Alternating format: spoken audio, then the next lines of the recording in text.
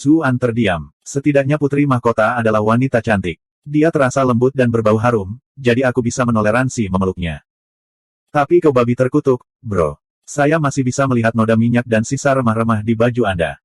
Siapa sih yang mau memelukmu? Apakah Anda benar-benar tidak memiliki kesadaran diri? Dia dengan tenang melingkarkan lengannya di pinggang putri mahkota, menghindari putra mahkota dan dengan lembut mendorongnya menjauh. Tentu saja, dia memilih kata-katanya dengan hati-hati.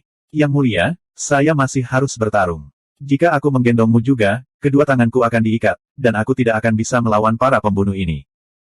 Putra mahkota cemberut dan menunjuk putri mahkota di lengannya. Kalau begitu, tidak bisakah kamu menjatuhkannya dan menggendongku? Pernyataannya mengejutkan pikiran Zuan. Anak ini benar-benar ahli logika. Aku tidak bisa menyalahkannya sama sekali. Bukankah seharusnya fokus utamamu adalah mencegahku menahan istrimu? Kenapa kamu tidak cemburu sama sekali? Huf marah datang dari dekat. Qiu Honglei bergegas ke arah mereka, pedang di tangan. Dia tidak menyerang Zuan, tetapi menargetkan putri mahkota di pelukannya. Zuan menangkisnya sambil diam-diam mengiriminya transmisi suara. Honglei, ada apa? Tidak, aku akan pergi untuk Vixen itu. Bagaimana dia bisa jatuh bahkan di tanah yang datar? Apakah dia menganggap kita semua sebagai orang bodoh? Kekesalan Qiu Honglei semakin menjadi-jadi. Dia telah melihat bagian yang adil dari seniornya merayu pria. Ini hanyalah salah satu teknik mereka. Dia telah memandang mereka dengan jijik, tetapi dia tidak pernah berharap seorang wanita menggunakannya padanya. Ahem, pada temannya. Zuan terkekeh. Dia putri mahkota yang mulia. Kenapa dia merayuku? Dia jelas lelah dari semua pertempuran terus-menerus ini. Petik 2. Huff, metode Vixen ini luar biasa dalam menyesatkan pria bodoh sepertimu. Dibutuhkan satu wanita untuk memahami yang lain, kata Qiu Honglei sambil mendengus, sambil meningkatkan keganasan serangannya. Zuan tidak bisa berkata-kata. Dia tidak bisa berurusan dengannya secara langsung. Dia harus memastikan Qiu Honglei tidak menyakiti putri mahkota, namun dia juga tidak bisa menyakiti Qiu Honglei. Itu benar-benar situasi yang canggung. Pembunuh lainnya bereaksi dengan cepat, datang untuk membela Lady Saint mereka. Qiu Honglei sekarang berkonflik. Dia khawatir Zuan mungkin terluka secara tidak sengaja, namun dia tidak bisa membiarkan musuh mereka bebas. Ini cukup sulit. Tidak butuh waktu lama bagi putri mahkota untuk memulihkan kekuatannya setelah kelemahan sesaatnya. Ketika dia tersadar dari linglung dan menemukan bahwa dia berada di tangan utusan token emas, dia segera menjadi malu. Dia berasal dari klan terkemuka, dan belum pernah dipegang seperti ini oleh pria lain sebelumnya. Dia bahkan belum pernah berpegangan tangan dengan seorang pria sebelumnya, apalagi dipeluk oleh seorang pria. Bahkan setelah menikahi putra mahkota, dia tidak pernah merasa nyaman berada di dekatnya. Selanjutnya, putra mahkota itu bodoh, jadi dia tidak pernah membiarkannya menyentuhnya. Bagaimana dia bisa membiarkan penjaga ini mengambil keuntungan darinya seperti ini? Di matanya, utusan bordir hanyalah penjaga istana. Dia hanyalah seorang yang berpangkat tinggi. Dia ingin berjuang bebas, karena terlihat seperti itu di depan umum benar-benar merusak reputasinya. Namun, dia bisa membaca situasinya juga. Utusan token emas ini diserang di berbagai bidang. Jika dia membuat gerakan tiba-tiba, dia bisa membuat celah untuk dieksploitasi oleh salah satu lawannya. Dia menahan keinginan untuk mendorongnya pergi dan diam-diam mengamati serangan para pembunuh. Dia merasakan rasa khawatir tumbuh di dalam dirinya. Dia bisa merasakan bahwa lengan di pinggangnya sangat kuat, dan panas dari itu melewati pakaian tipisnya dan masuk ke tubuhnya. Seolah-olah kekuatan tak terlihat menyebar melalui dirinya, secara bertahap menarik hati sanubarinya. Tatapannya terfokus saat dia menghadapi lawan-lawannya, dan gerakan yang dia gunakan untuk menetralisir serangan mereka sangat ramah. Wanita muda mana yang tidak mendambakan cinta? Belum lama ini, dia adalah orang yang menyukai novel roman. Dia biasa tersenyum bodoh, meringkuk di bawah selimut dan membaca novel-novel ini. Sejak dia menjadi putri mahkota, fantasi masa kecilnya perlahan padam, satu demi satu, dan dia tidak pernah membaca buku-buku itu lagi. Bukankah ini pemandangan yang selalu dia impikan? Bahwa suaminya akan melindunginya seperti ini, bahkan jika seluruh dunia menentangnya. Jika saja putra mahkota seperti ini, betapa hebatnya itu. Dia tanpa sadar menatap putra mahkota. Ketika dia melihat wajahnya yang gemuk dan matanya yang seperti manik-manik, hampir tidak terlihat di bawah lapisan lemak, dia menghela nafas. Yang lebih menyebalkan adalah putra mahkota tidak marah karena dia berada di pelukan pria lain. Sebaliknya, dia bertepuk tangan dan menyemangati utusan bersulam itu. Meskipun dia memuji kekuatannya, putri mahkota masih merasa hatinya menjadi dingin. Bagaimana putra mahkota bisa berpikiran sederhana? Dia tidak memiliki harapan berlebihan bahwa suaminya akan menjadi pahlawan yang hebat, tetapi dia setidaknya bisa menjadi orang normal. Secara komparatif, utusan bersulam yang menggendongnya memberinya rasa aman yang jauh lebih besar. Dia biasanya tidak selema ini, tetapi terlalu banyak yang telah terjadi dalam rentang waktu yang begitu singkat, dan pertempuran terus-menerus telah membawanya berhadapan muka dengan momok kematian untuk pertama kalinya dalam hidupnya. Ketika ditempatkan dalam bahaya yang ekstrim, wajar jika jantung seseorang akan berdetak lebih cepat. Bersama dengan lonjakan adrenalin, mereka akan mengalami ledakan kekuatan yang cepat. Setelah efek ini hilang, mereka akan terkuras dan lelah. Putri mahkota saat ini dalam kondisi lemah ini. Kamu tidak tahu malu. Teriak suara marah. Dia melihat seorang pembunuh memelototinya, api menyala di matanya. Putri mahkota merasakan darah mengalir deras ke wajahnya. Sungguh memalukan. Jika bahkan seorang pembunuh merasa malu dengan pemandangan seperti itu, bagaimana dia bisa menghadapi orang lain di istana kekaisaran lagi? Semua pertimbangan lain keluar dari pikirannya. Ketika pria yang menahannya memaksa mundur sekelompok pembunuh lain, dia dengan cepat menggeliat keluar dari pelukannya dan bergegas ke sisi suaminya. Jantungnya berdebar kencang. Linglong, mengapa wajahmu begitu merah? Putra mahkota bertanya dengan rasa ingin tahu. Apakah kamu sakit? Apakah Anda ingin saya meminta dokter untuk membawakan Anda obat? Diam. Putri mahkota berteriak kesal. Oh. Putra mahkota merasa sangat dirugikan, tetapi ketakutannya pada istrinya membuatnya tidak membalas. Serangan Qiu Honglei semakin ganas. Kemarahannya terlihat melalui transmisi Qi. Tidak heran kamu menghentikanku. Itu karena wanita ini. Aku tahu itu. Kamu hanya tersenyum untuk kekasih baru, tapi tidak pernah peduli dengan air mata yang ditinggalkan. Huff. Memikirkan putri mahkota yang menempel di dadanya saja sudah cukup untuk mendorongnya ke ambang kegilaan. Anda telah berhasil mengendalikan Qiu Honglei selama 233. 233. 233. Kepala Zuan hampir meledak. Aku dianiaya. Anda tahu bahwa saya baru saja akan melarikan diri, berkat penampilan tuan Anda yang luar biasa. Bagaimana saya bisa tahu bahwa putri mahkota akan lari ke saya? Juga, kapan kamu pernah menjadi salah satu kekasih lamaku? Qiu Honglei cemberut. Kau bisa saja mengabaikannya. Zuan putus asa. Saya dikenal sebagai salah satu personel istana saat ini. Jika saya tidak masuk, saya pasti akan mati. Petik 2. Qiu Honglei tahu bahwa dia mengatakan yang sebenarnya, tetapi itu tidak banyak menghiburnya. Itu semua alasan. Yang benar adalah bahwa Anda menemukan putri mahkota cantik. Jika dia terlihat seperti putra mahkota, apakah kamu akan melindunginya? Zuan membuka mulutnya, tetapi tidak ada kata yang keluar. Dia benar-benar tidak punya apa-apa untuk dikatakan. Jika putri mahkota terlihat seperti babi, memang benar dia mungkin tidak begitu antusias. Qiu Honglei mencibir. Huff, laki-laki. Zuan baru saja akan mengatakan sesuatu ketika Si Miao menjerit menyedihkan. Dia menabrak gubuk di dekatnya, darah menyembur keluar dari mulutnya. Wanita yang menyerangnya tidak menyerah, tetapi berlari mengejarnya. Ekspresi Zuan langsung berubah. Meskipun gerakannya terlihat anggun dan seperti dunia lain, dia tahu bahwa serangannya sangat menakutkan. Dia tidak memiliki keyakinan bahwa dia bisa menanggung beban penuh dari serangannya sambil melindungi putra mahkota dan putri. Hanya mempertahankan hidupnya sendiri akan sulit. Tepat ketika dia ragu-ragu, bertanya-tanya apakah sudah waktunya baginya untuk menyelamatkan, getaran kuat mengalir melalui tokennya. Sebuah pikiran datang kepadanya, dan dia menjulurkan dadanya dan mendorong Bi Linglong di belakangnya. Putri mahkota, harap berhati-hati. Pegang putra mahkota dan berdiri di belakangku. Aku akan melindungimu. Master sekte dari sekte iblis sudah ada di depannya. Tekanan mengerikan yang dia berikan membuatnya sulit untuk bernapas. Saat itu, suara dingin membelah udara. Mana yang berani menimbulkan masalah di istana kekaisaran? Bab 612, Wanita Berwajah 2. Putri mahkota menatap punggung lebar Zuan, dengan sedikit linglung.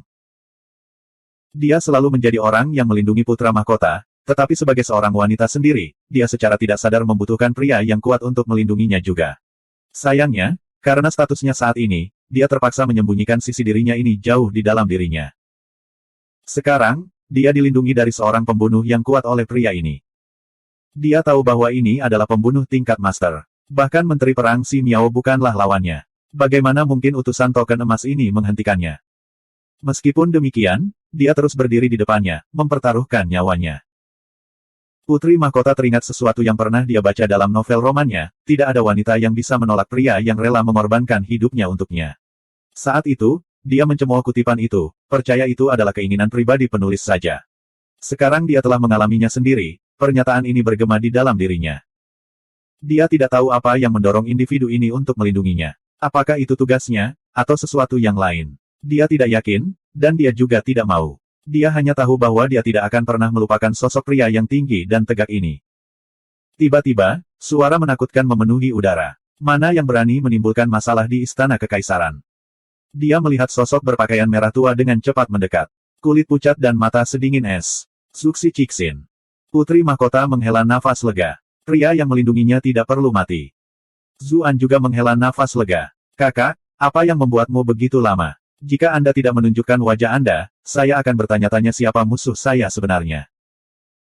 Dia hanya melakukan tindakan gagah berani ini karena dia telah menerima berita tentang kedatangan Suksi Cixin. Bukankah ini akan memberi saya promosi? Tentu saja, dia tidak pernah berharap tindakannya secara tidak sengaja membawa efek yang berbeda. Suksi Cixin bergerak sangat cepat, segera bertukar pukulan dengan wanita berambut panjang itu. Keduanya terguncang oleh kekuatan itu. Wanita berambut panjang itu terbang mundur, sementara Suksi Cixin terhuyung-huyung. Hah? Suksi Cixin terkejut. Kultivasinya tidak sama dengan pembudidaya peringkat master normal. Meskipun demikian, dia tidak khawatir. Bagaimanapun, dia adalah pemimpin utusan bordir yang menakutkan. Tidak hanya dia adalah subjek setia kaisar, dia juga memiliki kekuatan yang luar biasa. Dia berada di puncak peringkat master, dan bahkan telah mendapatkan beberapa wawasan baru-baru ini, yang mengangkatnya tepat di luar peringkat Grandmaster. Selain kaisar dan Raja Qi, tidak banyak yang berani mengklaim lebih kuat darinya. Melihat seseorang seusiamu dengan kultivasi yang begitu tinggi membuatku sangat terkejut. Anda memiliki prospek besar di depan Anda, tetapi Anda sekarang akan kehilangan hidup Anda karena Anda menyerbu istana kekaisaran. Suksi Cixin menghela nafas, seolah-olah dia merasa kasihan yang tulus. Wanita berambut panjang itu terkekeh. Saya pernah mendengar bahwa kekuatan kepala komandan Suksi Cixin membuat seluruh istana kekaisaran kagum. Sekarang setelah kita bertemu, saya dapat mengatakan bahwa Anda sama tangguhnya dengan rumor yang mengatakan, meskipun Anda, sayangnya, sedikit terlalu sombong. Apakah Anda benar-benar percaya Anda bisa mengalahkan saya? Petik 2. Suksi Cixin tetap tidak terpengaruh. Waktu untuk kata-kata sudah berakhir. Setelah mengatakan ini, dia melesat ke depan seperti kilatan petir. Tampaknya bahkan lebih cepat daripada keterampilan gerakan instan Zuan. Seluruh tubuhnya meletus dengan api merah, seolah-olah dia telah menjadi burung phoenix. Zuan mendecakkan lidahnya. Dia selalu menganggap Suksi Cixin adalah seorang pembudidaya elemen es, mengingat eksteriornya yang dingin. Dia benar-benar menggunakan elemen api. Lebih dari itu, sekarang sepertinya dialah yang mengolah sutra Phoenix Nirvana. Dia benar-benar tampak seperti Phoenix yang bereinkarnasi. Zuan mendapati dirinya merasa sedikit cemburu. Meskipun sutra Phoenix Nirvana miliknya sendiri agak menakjubkan, itu tidak terlihat seburuk itu dalam pertarungan. Suara lembut putri mahkota terdengar. Tuan yang baik, apakah Anda terluka? Zuan tercengang. Beberapa kali dia bertemu dengannya, putri mahkota selalu menjauh, bertindak dan berbicara dengan galak. Dia belum pernah melihatnya berbicara kepada siapapun dengan suara yang begitu lembut. Dia mengepalkan tinjunya ke arahnya. Terima kasih, putri mahkota, atas perhatianmu. Saya hanya menderita beberapa luka ringan. Zuan sebenarnya tidak terluka sama sekali, tetapi jika dia mengakuinya, dia tidak akan pernah menerima pengakuan yang pantas dia dapatkan. Bibir merah sang putri mahkota terbuka sedikit saat dia melihat sosok tinggi dan kekar di depannya ini. Ini adalah pria sejati di antara pria, yang tidak meneteskan air mata.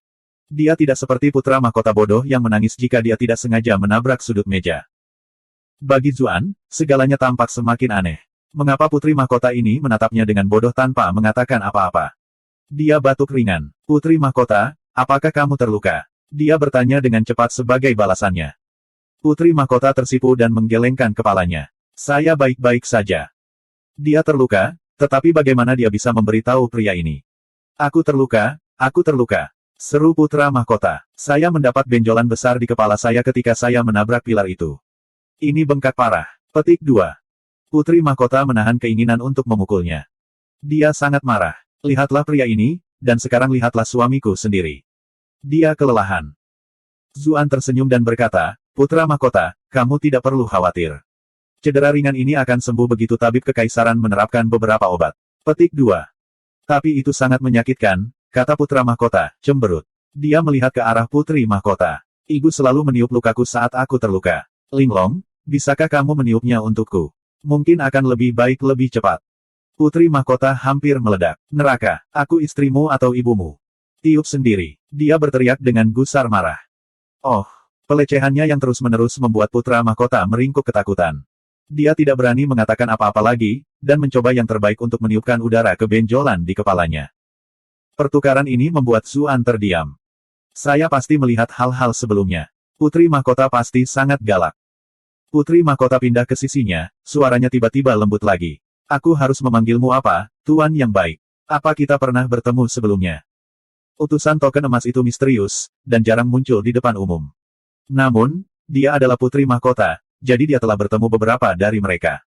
Meskipun mereka semua mengenakan topeng juga, dia tahu bahwa yang ada di depannya bukanlah yang dia temui sebelumnya. Zuan mengambil token perintahnya dan membaliknya, menunjukkan nomornya. Aku 11. Utusan token emas tidak memberikan nama asli mereka, tetapi menyebut diri mereka sendiri dengan nomor mereka. Tidak perlu menyembunyikan ini. Selain itu, dia ingin diberi hadiah setelah ini, jadi dia harus memastikan bahwa putri mahkota tahu siapa yang telah menyelamatkannya dan putra mahkota. Giliran sang putri mahkota menjadi terkejut. 11. Bukankah hanya ada 10 utusan token emas? Ah, aku baru saja dipromosikan. Pengingatnya membuat Zuan sedikit kempes. Dari apa yang dia ketahui, setiap utusan token emas memiliki banyak utusan token perak di bawah mereka, dan utusan token perunggu yang tak terhitung jumlahnya di bawah ini. Dia adalah satu-satunya yang hanya memiliki token perintah. Tentu saja, dia tahu apa yang sedang dilakukan Kaisar. Dia hanya diberikan token ini agar lebih mudah baginya untuk melakukan urusan tertentu, dan baginya untuk menipu Raja Qi. Dia tidak berencana memberi Zuan otoritas nyata. Kamu baru saja dipromosikan. Putri mahkota berkedip. Kamu benar-benar pemuda yang menjanjikan. Putri mahkota terlalu murah hati dengan pujianmu. Zuan terbiasa melihat penampilannya yang angkuh dan arogan, dan merasa sulit untuk menyesuaikan diri dengan sisi lembutnya ini. Putri mahkota tersenyum ketika dia mendengar apa yang dia katakan. Dia telah menyebutkan ini sebagai ujian. Untuk beberapa alasan, dia diam-diam berharap bahwa utusan bersulam ini bukan pria parubaya, atau bahkan seorang penatua. Zuan tercengang. Putri mahkota memiliki kecantikan yang luar biasa, tetapi ekspresi garang yang sering dia kenakan merusak citranya. Dia benar-benar jauh lebih menawan ketika dia tersenyum. Linglong, senyummu sangat cantik. Kenapa aku tidak pernah melihatmu tersenyum sebelumnya? Putra mahkota berhenti meniup lukanya, matanya melebar. Meskipun dia bodoh, setiap manusia secara alami tertarik pada kecantikan. Putri mahkota memelototinya dengan kesal. Apakah Anda benar-benar tidak tahu mengapa saya tidak pernah tersenyum di sekitar Anda? Pedang Qiu Honglei tiba-tiba teracung. Dia membenci adegan ini. Apakah putri mahkota ini bekerja di rumah bordil? Sekarang dia merasa sedikit lebih aman, dia sudah kembali merayu pria lain, bahkan dengan suaminya sendiri di sampingnya. Pembunuh lainnya juga bergegas masuk, bertekad untuk menjatuhkan putra mahkota. Kerugian apapun dapat diterima, selama mereka mencapai tujuan mereka. Bab 613, Grandmaster. Zuan merasa sakit kepala. Bagaimana dia bisa membiarkan mereka membunuh putra mahkota ketika semua orang melihat? Jika itu terjadi, akan lebih aneh jika Kaisar tidak mengeksekusinya. Itulah mengapa dia hanya bisa menghentikan Qiu Honglei dan yang lainnya. Sementara itu, dia mengirim transmisi suara. Honglei, kamu harus pergi dari sini. Bahkan Zuxi Cixin telah kembali, kalian semua tidak memiliki kesempatan lagi. Tidak akan terlambat setelah membunuh putra mahkota dan wanita ini terlebih dahulu. Anda bisa pergi bersama kami sesudahnya. Qiu Honglei menjawab dengan acuh tak acuh ketika dia melihatnya melindungi putri mahkota sepanjang waktu. Anda telah berhasil mengontrol Qiu Honglei untuk plus 555 plus 555 plus 555. Zuan bisa mengerti mengapa Qiu Honglei juga sangat marah. Jika bukan karena dia muncul entah dari mana dan menghancurkan misi mereka, mereka pasti sudah berhasil. Itulah mengapa tidak mungkin mereka tidak marah. Tapi dari sudut pandangnya, tidak mungkin dia bisa menonton tanpa melakukan apapun. Ini adalah masalah dengan berada di pihak yang berlawanan, akan selalu ada situasi di mana dia tidak bisa memuaskan kedua belah pihak. Selama waktu ini, utusan bordir baru dan penjaga bergegas. Sekte iblis secara bertahap memasuki posisi yang kurang menguntungkan. Zuan mulai panik. Honglei, akan terlambat jika kamu tidak pergi sekarang. Dia khawatir mereka akan menyakiti putra mahkota dan putri pada awalnya, tetapi sekarang, dia mulai khawatir tentang Qiu Honglei. Qiu Honglei menggigit bibirnya. Dia juga ragu-ragu. Suara dingin dan jernih wanita berambut panjang itu terdengar dari sisi lain. Yang mulia memperlakukan orang lain dengan hormat dan menahan diri, mereka yang rendah hati akan diberkati oleh hukum surgawi. Para pembunuh yang mendengar ini semua tercengang. Kemudian, mereka mulai menyerang istana dengan lebih kejam.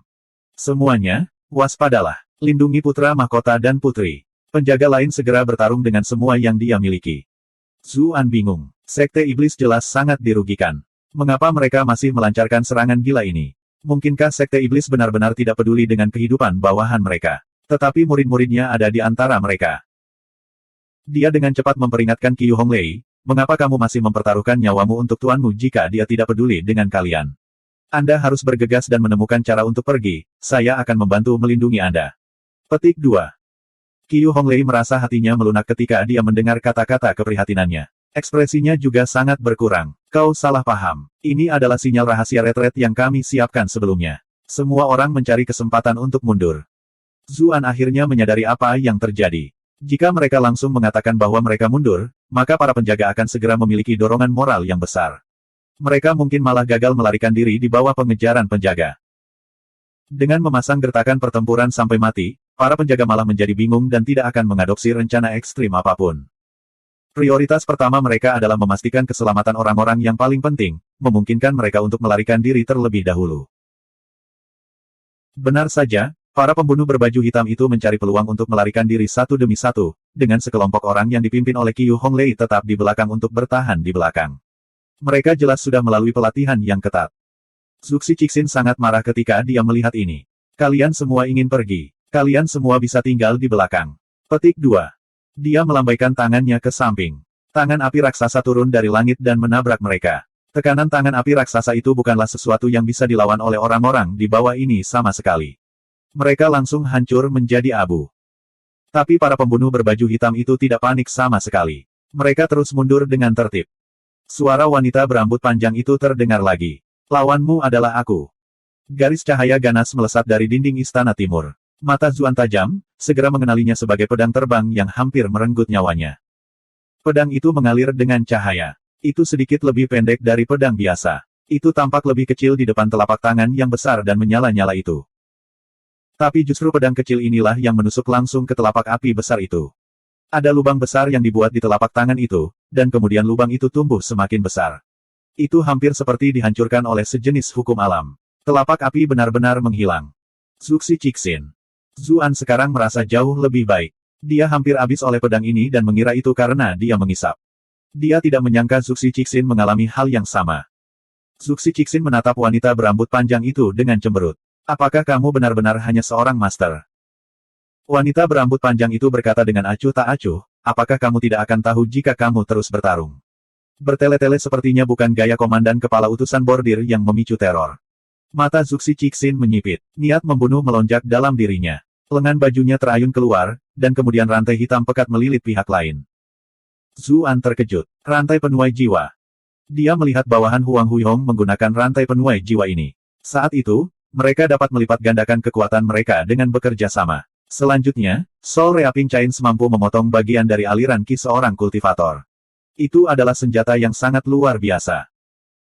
Sekarang, sepertinya alasan rantai penuai jiwa menjadi senjata standar bagi sebagian besar utusan bordir tampaknya terkait dengan Zuxi Cixin.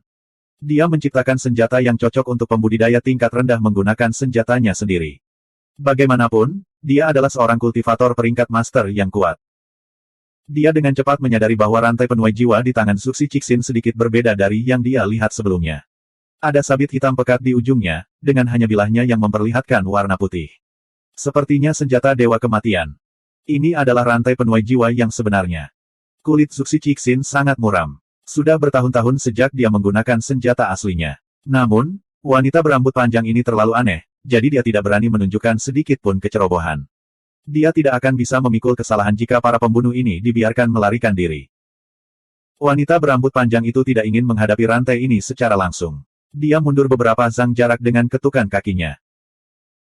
Dengan jentikan pergelangan tangan Zuxi Cixin, Soul Reaping Chains memperpanjang beberapa zang, dengan sempurna melingkari pinggang wanita berambut panjang ini.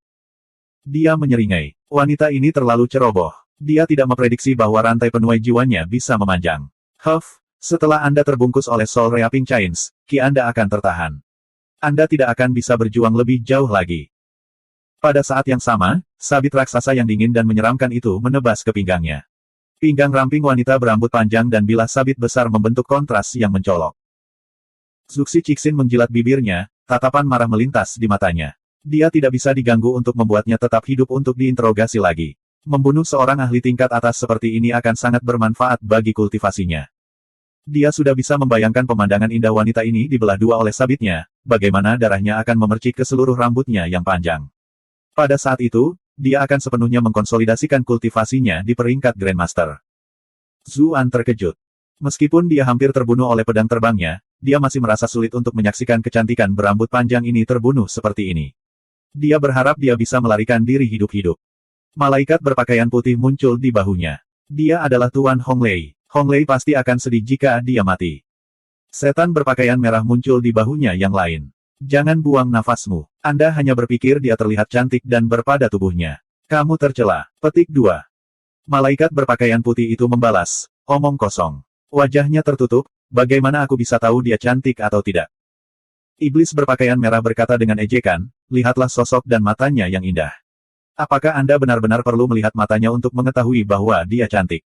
Petik 2. Malaikat berpakaian putih. Saat Zuan sedang mengalami konflik internal yang hebat, tiba-tiba ada perubahan yang terjadi di medan perang. Ekspresi Zuxi Cixin berubah, karena dia menyadari ada sesuatu yang tidak beres. Wanita berambut panjang itu dipotong menjadi dua oleh sabit yang berputar. Namun, adegan semburan darah tidak terjadi. Sebaliknya, sosok wanita itu berangsur-angsur menghilang, dan yang terbungkus oleh rantai itu adalah pilar yang patah. Teknik substitusi. Zuxi Cixin terkejut. Dia dengan cepat menghindar ke samping. Seorang wanita cantik berambut panjang muncul di belakangnya pada saat yang bersamaan. Sebuah pedang ditusukkan padanya. Untungnya, Zuxi Cixin menghindar dengan cukup cepat. Namun meski begitu, ada luka panjang berdarah yang terbelah di tulang rusuknya. Matanya menyipit. Dia tidak melihat lukanya sedikitpun dan malah menatap wanita berambut panjang itu. Kamu bukan Master, tapi Grandmaster. Siapa sebenarnya kamu? Bab 614, Serangan yang Menakjubkan. Zuan khawatir Tuan Qiu Honglei akan terpotong menjadi dua, tapi entah bagaimana dia berhasil membalikkan seluruh situasi. Meski begitu, luka Zuxi Cixin tidak terlihat terlalu serius, dan dia jelas masih bisa melanjutkan. Namun, apa yang dikatakan Zuxi Cixin paling mengkhawatirkannya. Peringkat Grandmaster. Wanita ini adalah seorang Grandmaster. Tidak bisakah dia sekarang menyombongkan diri bahwa dia telah selamat dari serangan seorang Grandmaster? Wanita berambut panjang itu tidak menjawab, tetapi dengan santai melambaikan tangannya. Qiu Honglei dan yang lainnya yang memegang bagian belakang dengan lembut didorong keluar dari istana timur oleh kekuatan yang tak terlihat. Zuxi Cixin dengan cepat memberikan perintah. Guozi, minta beberapa anak buahmu mengawal putra mahkota ke tempat yang aman. Zhao Yuan, pimpin beberapa pasukan dan kejar para pembunuh. Token emas 11, bubarkan anggota utusan bordir yang hadir di berbagai gerbang istana dan beritahu Jenderal Garnison tentang situasinya. Kita tidak bisa membiarkan satu pembunuh pun lolos. Semua orang yang menentang perintahku harus dibunuh. Tidak akan ada pengecualian. Pengawal kekaisaran di dalam istana kekaisaran dibagi menjadi 4 pasukan utama, pasukan kiri, pasukan kanan, pasukan perang gerilya, dan para penunggang kuda pemberani. Guozi adalah jenderal penjaga kanan. Zhao Yuan adalah jenderal perang gerilya, dan merupakan bagian dari keluarga kerajaan, meskipun garis keturunannya hanya berhubungan jauh dengan garis keturunan kaisar saat ini. Begitu banyak yang telah terjadi di dalam istana kekaisaran sejauh ini hari ini, dan seluruh pengawal kekaisaran berada dalam kekacauan. Tidak ada yang tahu apakah jenderal penjaga kanan dan jenderal penunggang berani berada di sisi permaisuri, atau di tempat lain. Either way, mereka tidak muncul di sini. Guozi dan Zhao Yuan baru saja tiba dengan anak buah mereka. Keempat jenderal besar ini semuanya ahli peringkat ke-8. Selama Zuxi Cixin bisa menghentikan wanita berambut panjang ini, yang memiliki kultivasi tertinggi, mereka akan lebih dari cukup untuk menghadapi pembunuh yang tersisa. Dipahami, jawab kedua jenderal itu. Meskipun Zuxi Cixin tidak memiliki pangkat militer yang lebih tinggi dari mereka, dia adalah ajudan paling terpercaya kaisar, yang memberinya wewenang untuk memerintah mereka. Keduanya juga menatap Zuan dengan heran. Bukankah hanya ada 10 utusan bersulam token emas? Kapan mereka mempromosikan yang lain? Zuan diam-diam menggerutu. Aku tidak ingin melakukan apapun. Kenapa kau mendorong kotoran ke saya? Namun, dia berpikir bahwa ini setidaknya akan memungkinkan dia untuk melihat apakah Qiu Honglei berhasil keluar dengan selamat, jadi dia dengan senang hati menerima perintahnya. Ketika dia melewati putri mahkota, dia tiba-tiba berkata, Tuan 11, harap berhati-hati. Zuan tercengang. Namun, dia masih mengepalkan tinjunya dan berkata, terima kasih, putri mahkota. Dia dengan cepat mengambil cuti. Tepat sebelum dia pergi, dia menatap wanita berambut panjang yang melayang di udara untuk terakhir kalinya. Pakaiannya berkibar-kibar, sosoknya menyilaukan seperti bulan, dan sekilas seperti awan. Dia menghela nafas. Kapan saya akan menjadi luar biasa? Meskipun berada di udara, dia tampaknya tidak berada di ketinggian yang begitu tinggi.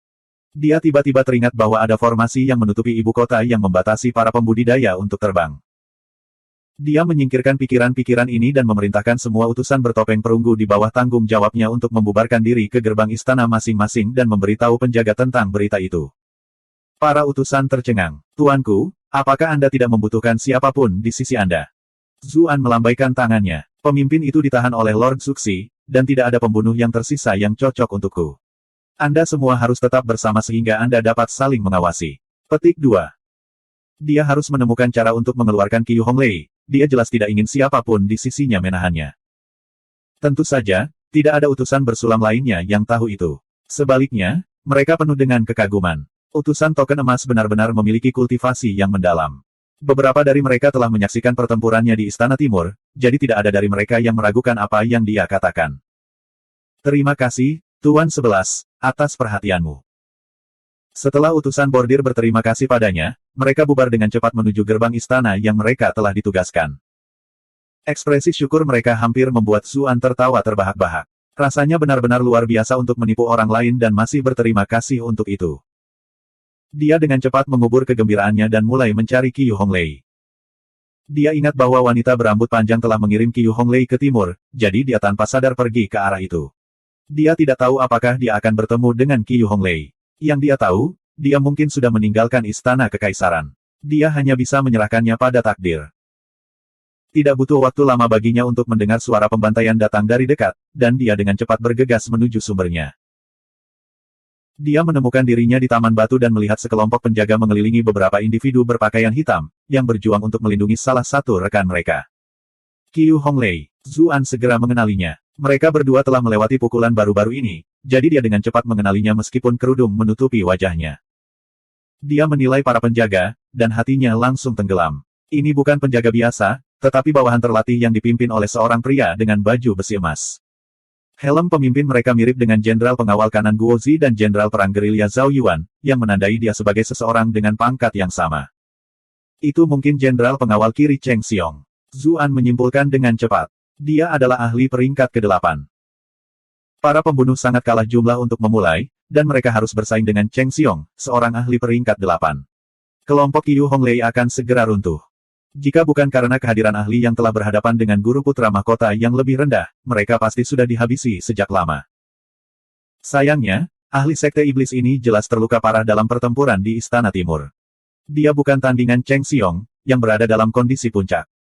Rekan-rekannya yang lain sebagian besar terbunuh atau ditangkap. Ahli sekte iblis yang tersisa dengan cepat meraih Qiu Honglei dan mendorongnya pergi. Keluar dari sini. Mata Qiu Honglei dipenuhi air mata, tetapi dia tahu bahwa sekarang bukan waktunya untuk bertindak secara emosional. Dia mengatupkan giginya dan melarikan diri dengan panik. Dia tidak ingin pengorbanan rekan-rekannya menjadi sia-sia. Namun, tawa menyeramkan Cheng Xiong mengikutinya. Kamu pikir kamu akan pergi kemana?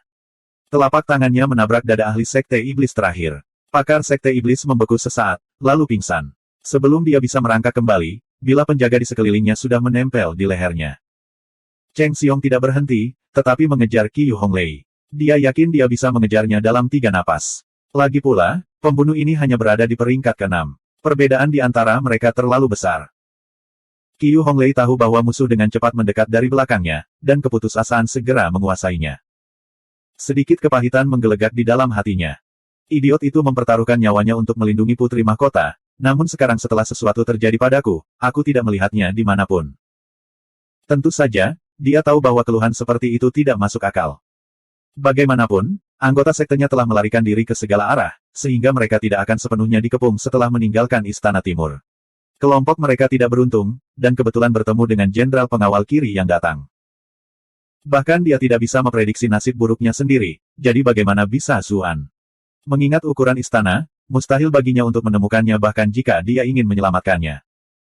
Dia menyentuh belati di pinggangnya, dan ekspresi tekad menyebar di wajahnya. Semua orang dalam misi ini telah setuju untuk berpura-pura menjadi anak buah Raja Qi jika mereka ditangkap, karena semua yang dipilih untuk misi ini adalah para elit yang tidak takut mati. Meski begitu, dia tahu bahwa dia tidak bisa ditangkap, bahkan jika semua orang bisa. Pertama, dia memegang tempat khusus di dalam sekte, dan kedua, dia adalah seorang wanita, dan juga cantik. Setelah ditangkap, dia akan menderita penghinaan yang tak tertahankan. Dia sudah memutuskan untuk mati selama misi ini. Orang-orang dari sekte semuanya telah mengorbankan diri mereka untuk cita-cita besar mereka. Bagaimana dia bisa berbeda? Satu-satunya penyesalannya adalah dia tidak akan bisa melihat orang itu lagi sebelum dia meninggal.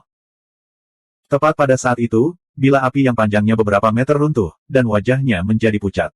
Istana Kekaisaran benar-benar dipenuhi dengan ahli yang tak ada habisnya. Dia bahkan mungkin tidak bisa mendapatkan kematian yang mudah seperti yang dia inginkan. Anehnya, bila api yang masuk tidak mengenainya. Sebaliknya, itu jatuh di sampingnya dan mengejar Cheng Xiong.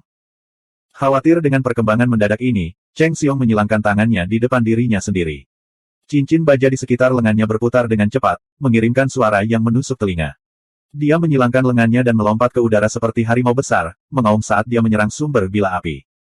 Asteris ledakan, asteris. Sebuah suara yang luar biasa meletus, dan taman batu tempat dia mendarat hancur menjadi bubuk. Dengan lambaian tangannya, dia menyapu asap dan debu yang masuk. Pembunuh itu sudah tidak terlihat. Tekanan mengerikan tiba-tiba menyebar keluar dari arah istana timur. Sulit baginya untuk tetap berdiri, bahkan dengan kultivasinya. Dia berbalik ke arah istana timur dengan ekspresi kaget. Bahkan Yang Mulia telah terlibat. Siapa yang layak untuk campur tangan pribadinya? Bab 615, Roda Bulan Sabit. Di istana timur, Zuxi Cixin mencoba yang terbaik untuk menghentikan para pembunuh yang telah diantar keluar, tetapi sayangnya dihentikan oleh wanita berambut panjang. Dengan ekspresi dingin, dia mengirim rantai penuai jiwanya terbang di sekitar medan perang, meretas dan menebas secara tak terduga. Itu benar-benar tampak seperti sabit dari neraka. Sayangnya, semua serangannya dengan mudah diblokir oleh pedang kecil yang indah itu.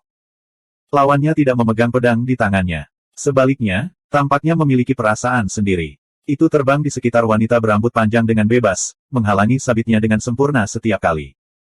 Alis Zuxi Cixin berkerut. Dia mencoba memikirkan seorang wanita yang menggunakan pedang pendek seperti ini, yang juga berada di peringkat Grandmaster. Sayangnya, dia tidak bisa menemukan siapapun. Ada beberapa kandidat potensial, tetapi tidak satupun dari mereka yang cocok untuk wanita yang menghadapinya. Setelah selusin serangan lagi, wanita berambut panjang itu tersenyum dan berkata, "Aku tidak akan bermain denganmu lagi." Dia merasakan bahwa yang lain sudah berhasil keluar, tetapi sesuatu sepertinya telah terjadi di sekitar muridnya. Dia harus pergi dan membantunya. Namun, begitu dia pindah, Zuxi Cixin berlari untuk menghalangi jalannya. Wanita berambut panjang itu mengerutkan kening. "Kenapa harus sejauh ini? Anda tahu Anda tidak bisa menghentikan saya. Jika kita terus berjuang, bahkan fondasimu mungkin akan rusak. Butuh beberapa dekade bagi Anda untuk pulih dari sesuatu seperti itu." Petik 2. Ekspresi Zuxi Cixin murung. Tidak dapat disangkal bahwa kultivasi Anda sangat tinggi, dan saya jarang melihat siapapun di level Anda. Sayangnya, bahkan jika saya tidak dapat menghentikan Anda, jangan lupa bahwa ini adalah istana kekaisaran. Apakah Anda percaya bahwa Yang Mulia sendiri tidak akan mampu menghentikan Anda? Wanita itu terkekeh. Tidak perlu membuatku takut. Saya tahu bahwa Yang Mulia saat ini tidak dapat muncul. Petik 2. Apakah begitu? Dekrit kuning cerah tiba-tiba muncul di tangan Zuxi Cixin. Dia dengan cepat membukanya dan mulai melantunkan mantra. Dekrit Kaisar yang telah menerima mandat surga menyatakan. Wanita itu semakin waspada. Dia tahu bahwa utusan bordir bisa bertindak menggantikan Kaisar, tapi ini adalah kejadian langka. Mengapa Zuxi Cixin kebetulan memiliki dekrit kekaisaran padanya? Dia tidak berani ragu. Pedang pendeknya terbang melengkung dan menembak ke arah Zuxi Cixin. Dia jelas berharap untuk membungkamnya sebelum dia bisa menyelesaikan nyanyiannya. Sial baginya, Zuxi Cixin memiliki satu kaki melewati pintu menuju peringkat Grandmaster. Tidak mungkin membungkamnya semudah itu. Ketika pedang terbang itu mencapainya, sebuah telapak tangan emas besar melompat keluar dari dekrit untuk menemuinya. Pedang terbang telah mampu menembus telapak tangan Zuxi Cixin yang menyala sebelumnya, tetapi segera dihentikan ketika mengenai telapak tangan emas. Itu mulai bergetar liar. Telapak tangan emas membuat kontak dengan ujung pedang dan terus maju tanpa henti. Pedang terbang yang hampir tak terkalahkan perlahan-lahan hancur, inci demi inci. Telapak tangan emas terus menembak ke depan, hampir mencapai wanita berambut panjang itu. Zuxi Cixin terus menatapnya. Penghancuran pedang terbangnya seharusnya mengakibatkan luka serius baginya, dan mungkin bahkan harus melucuti semua kekuatannya untuk melawan. Mengapa wanita ini tampak seolah-olah dia masih dalam kondisi sempurna? Mungkinkah pedang terbang itu bukan senjata aslinya? Wanita berambut panjang itu sama sekali tidak merasa baik-baik saja. Jantungnya berdebar kencang, dan ekspresinya sangat serius. Dia merentangkan tangannya dan perlahan naik ke udara. Rambut panjangnya berkibar-kibar, dan bulan sabit muncul di belakangnya. Hah? Kenapa ada bulan lagi? Banyak orang di Istana Timur menggosok mata mereka. Mereka berpikir bahwa mereka melihat sesuatu. Bulan melengkung itu memancarkan cahaya yang jernih dan sejuk. Wanita berambut panjang itu tampak cantik dan anggun. Sekarang ada cahaya bulan yang berkilauan dan tembus cahaya di belakangnya, meskipun dia berpakaian serba hitam, dia masih terlihat luar biasa seperti Dewi Bulan. Bermandikan cahaya bulan yang indah, orang-orang yang sama ini tiba-tiba terkejut mengetahui bahwa mereka tidak dapat bergerak. Tidak, mereka bisa bergerak, tapi gerakan mereka sangat lambat, bahkan lebih lambat dari siput. Zuxi Cixin tercengang. Dia tahu persis apa yang sedang terjadi. Dia adalah seorang pembudidaya elemen ringan yang bisa membekukan waktu. Tentu saja, ini bukan pembekuan waktu yang sebenarnya. Sebaliknya, dia sangat memperlambat pergerakan semua musuhnya dalam jarak tertentu, yang membuatnya merasa seolah-olah waktu telah dibekukan. Ada beberapa pembudidaya elemen ringan untuk memulai, dan mereka yang telah mencapai levelnya bahkan lebih jarang. Satu orang tiba-tiba melompat keluar dalam pikirannya.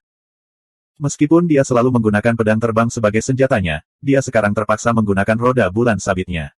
Dia seharusnya sudah menebak identitasnya sejak lama. Ini adalah Master Sekte Iblis, Yun Jianyu. Telapak emas juga tampaknya dipengaruhi oleh cahaya bulan yang tenang, dan perlahan-lahan melambat. Sayangnya, wanita berambut panjang itu tidak punya waktu untuk bersukacita. Meskipun telapak tangan besar itu melambat, itu masih mendekatinya. Telapak tangan itu hampir mengenainya, dan akan memukulnya dalam beberapa saat, bahkan jika diperlambat hingga kecepatan siput. Dia mengatupkan giginya. Dengan lambaian tangannya, dia meluncurkan bulan yang cerah dan melengkung ke telapak tangannya, mencegatnya dan menciptakan ledakan besar. Banyak orang di Istana Timur menjadi tuli karena suaranya, dan butuh waktu lama bagi mereka untuk memulihkan pendengaran mereka. Meski begitu, kepala mereka masih berdenging, dan darah mengalir keluar dari sebagian besar telinga mereka. Formasi yang melindungi Istana Timur langsung diratakan oleh gelombang kejut. Istana Timur belum mengalami kerusakan apapun, terlepas dari pertempuran sengit yang telah terjadi sebelumnya. Itu menunjukkan seberapa kuat pertahanannya. Tidak peduli seberapa tangguh pertahanan ini, bagaimanapun, masih ada batasan berapa banyak hukuman yang bisa mereka ambil. Bagaimana mereka bisa menahan gelombang kejut kuat yang dilepaskan oleh tabrakan dua serangan, salah satunya di luar level Grandmaster. Zuxi Cixin memuntahkan seteguk darah. Dia telah melindungi yang lain di Istana Timur, mencegah mereka mati karena gelombang kejut, tetapi akibatnya menderita luka parah. Pada saat telapak tangan emas berangsur-angsur menghilang, wanita berambut panjang itu sudah menghilang tanpa jejak. Wajah Kaisar berangsur-angsur terbentuk di langit di atas Istana Timur. Sosok besar itu berbicara perlahan. Dia terluka parah, dan tidak mungkin pergi jauh.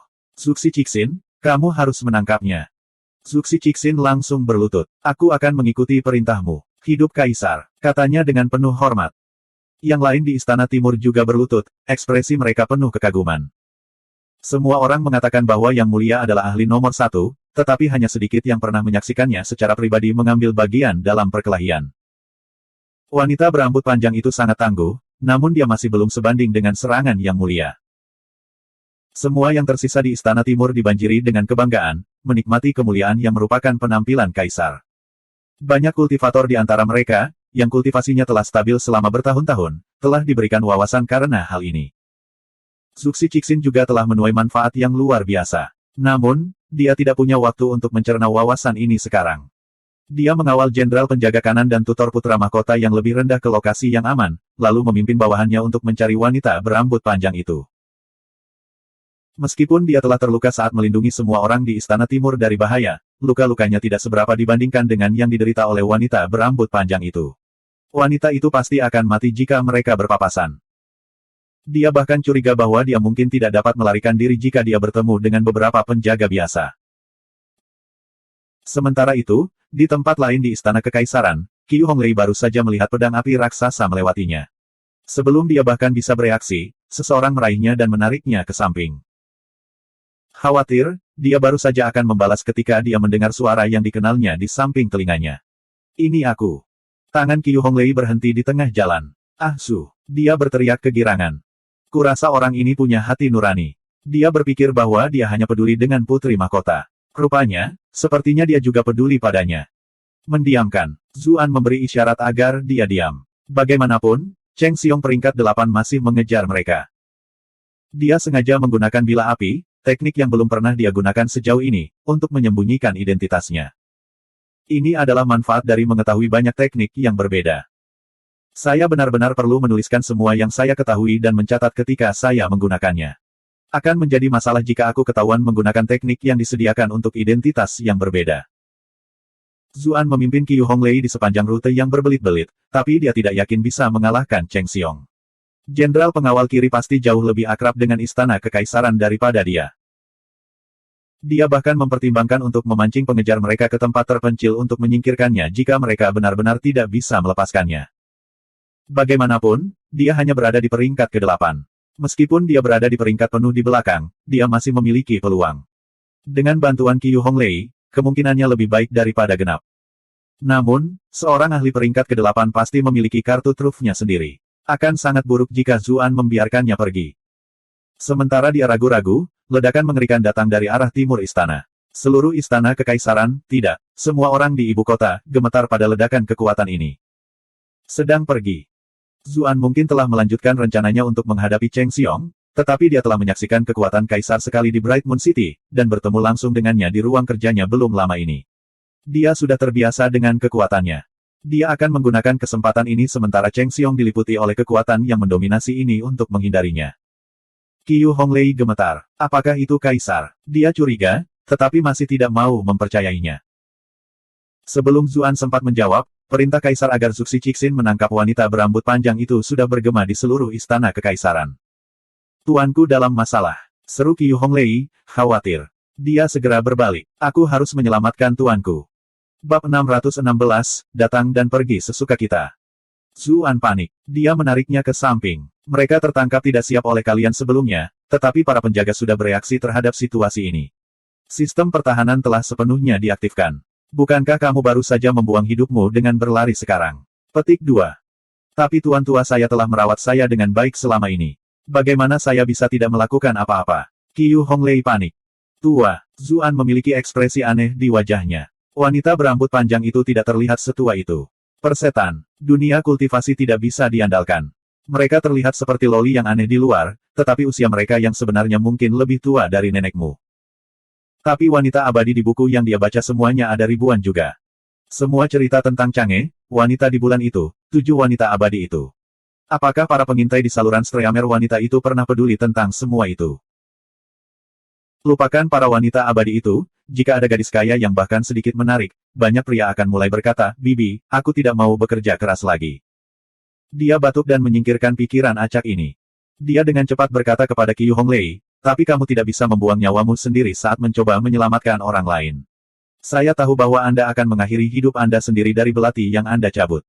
Bagaimana jika Anda tertangkap dalam perjalanan kembali ke dalam istana? Qiu Honglei mengerutkan bibirnya. Aku akan bertarung sampai mati dengan tuanku jika harus. Tuanku pasti membutuhkan bantuan sekarang. Jika aku meninggalkannya sekarang, maka aku akan menyesalinya seumur hidupku. Jalur dao saya juga akan terganggu dan saya tidak akan bisa membuat kemajuan lagi. Petik 2. Zuan tahu bahwa dia tidak berbohong. Banyak pembudidaya di dunia ini memperhatikan dengan cermat kondisi mental mereka sendiri. Jika sesuatu terjadi pada keyakinan mereka, maka lupakan tidak bisa maju, mungkin sulit bagi mereka untuk mempertahankan kultivasi mereka saat ini. Dia hanya bisa berkata, biarkan aku membawamu keluar dari istana dulu. Kalau begitu, aku akan mencari tuanmu. Betulkah? Qiu Honglei sangat gembira. Dia melompat ke pelukannya dan memberinya kecupan di pipi. Qiu Honglei tersipu ketika dia melihat ekspresi terkejutnya. Apa yang kamu lihat? Bukannya aku tidak menciummu sebelumnya? Bukankah aku sudah menyedot racun dari punggungmu sebelumnya? Zuan tertawa. Bahkan itu dianggap berciuman. Tentu saja, Qiu Honglei mendengus. Kekhawatiran kembali ke wajahnya. Aku akan pergi bersamamu. Kita bisa saling menjaga. Zuan menggelengkan kepalanya. Tidak, saya memiliki identitas utusan bordir sekarang yang membuat segalanya lebih mudah.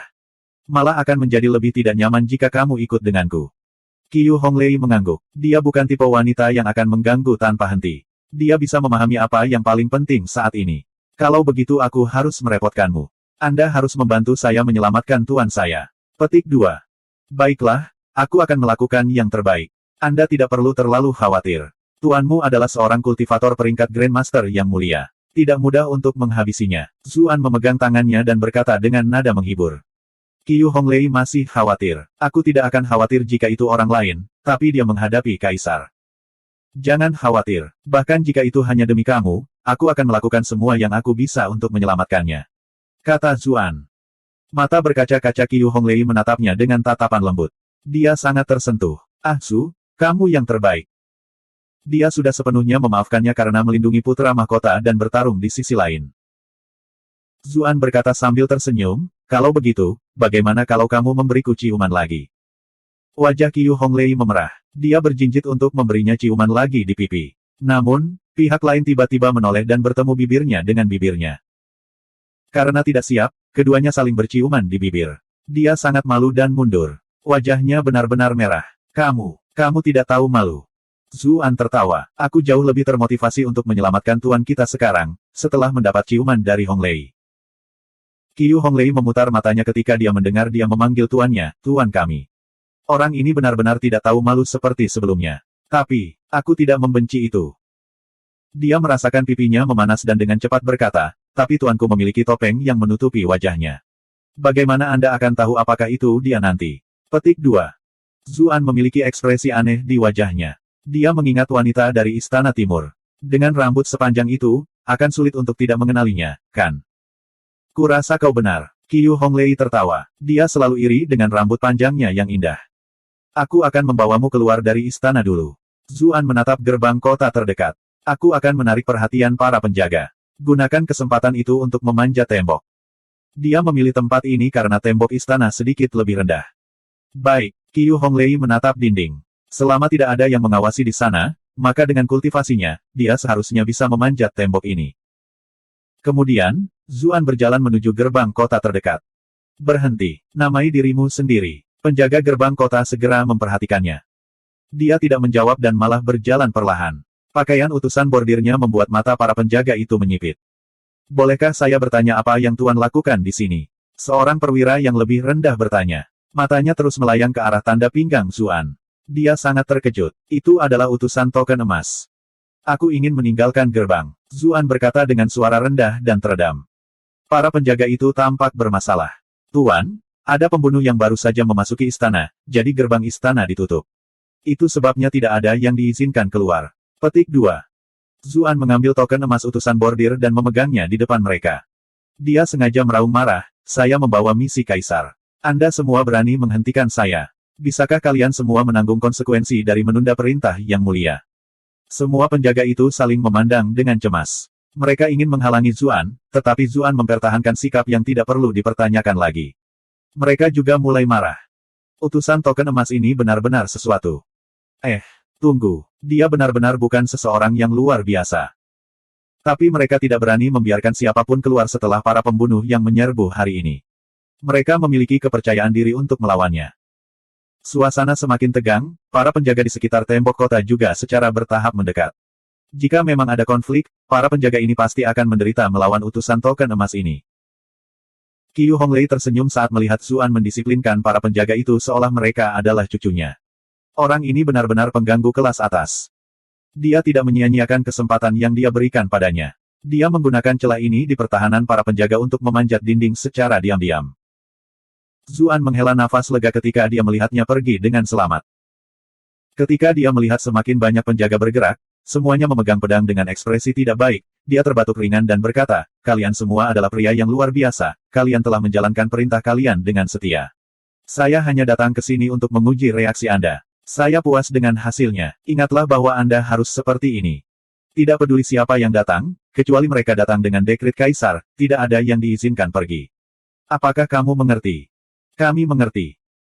Zuan mengangkat suaranya di akhir, dan para penjaga ini ketakutan sampai-sampai mereka secara tidak sadar menjawab. Kalian semua telah bekerja keras. Saya menuju ke gerbang lain untuk memberi tahu mereka. Zuan tampak tidak terpengaruh di permukaan, tetapi jantungnya berdebar kencang. Dia dengan cepat berbalik untuk pergi. Semua penjaga di sini. Petik 2. Apakah dia gila? Situasi seperti apa yang mereka alami sekarang? Namun dia di sini untuk menguji kita seperti ini. Kami juga harus mendengarkan omelanmu. Apakah Anda menggunakan kami untuk kesenangan Anda sendiri? Tetapi ketika mereka mengingat status utusan token emasnya, mereka semua hanya bisa menahan amarah mereka. Anda telah berhasil mengendalikan penjaga gerbang istana untuk plus 666 plus 666 plus 666. Zuan merasa sangat segar ketika dia melihat poin kemarahan yang masuk. Seperti yang diharapkan, poin kemarahan lebih mudah didapat ketika ada lebih banyak orang untuk diejek. Dia harus mengunjungi kam-kam pinggiran kota beberapa waktu. Dia pasti akan membunuh poin rage di sana. Tapi dia dengan cepat mengingat tugasnya menyelamatkan Tuan Qiyu Honglei. Istana Kekaisaran begitu besar, menemukannya akan sangat merepotkan. Dia kembali ke Istana Timur dan hendak bertanya-tanya tentang situasinya. Namun, ketika dia melihat istana diratakan dengan tanah, dia benar-benar bingung. Kaisar bertarung melawan seorang Grandmaster. Bukankah hasilnya terlalu konyol? Dia baru saja akan menanyai seseorang ketika seorang utusan token perunggu bergegas mendekat. Tuan, saya sudah mencari Anda untuk sementara waktu. Zuan tercengang. Kenapa kau mencariku? Ada satu hal yang buruk tentang utusan bordir, yaitu semua orang memakai topeng dan seragam. Sangat sulit untuk mengatakan siapa itu siapa. Orang itu berkata dengan hormat, Yang Mulia telah memanggil Anda. Kami belum dapat menemukan Anda setelah sekian lama. Petik 2. Zuan terkejut. Aku akan segera pergi. Dia mengikuti orang ini ke ruang belajar kekaisaran. Bahkan sebelum dia masuk melalui gerbang, dia sudah bisa mendengar suara marah kaisar. Apakah menurutmu istana kekaisaran adalah pasar makanan? Apakah para pembunuh itu diizinkan pergi kemanapun mereka mau? Apakah kamu masih ingin menjaga kepalamu atau tidak? Petik 2. Bab 617, apakah aku benar-benar akan kehilangan lengan? Zuan tidak hanya tidak takut ketika mendengar auman kaisar, dia juga ingin tertawa. Itu karena dia memikirkan hal serupa sebelumnya, tetapi apa yang dia bayangkan bukanlah pasar makanan, tetapi toilet umum. Tapi jujur, kaisar ini seharusnya tidak mengutuk orang lain seperti ini. Meskipun para penjaga dipimpin oleh hidung kali ini, itu hanya karena musuh terlalu kuat.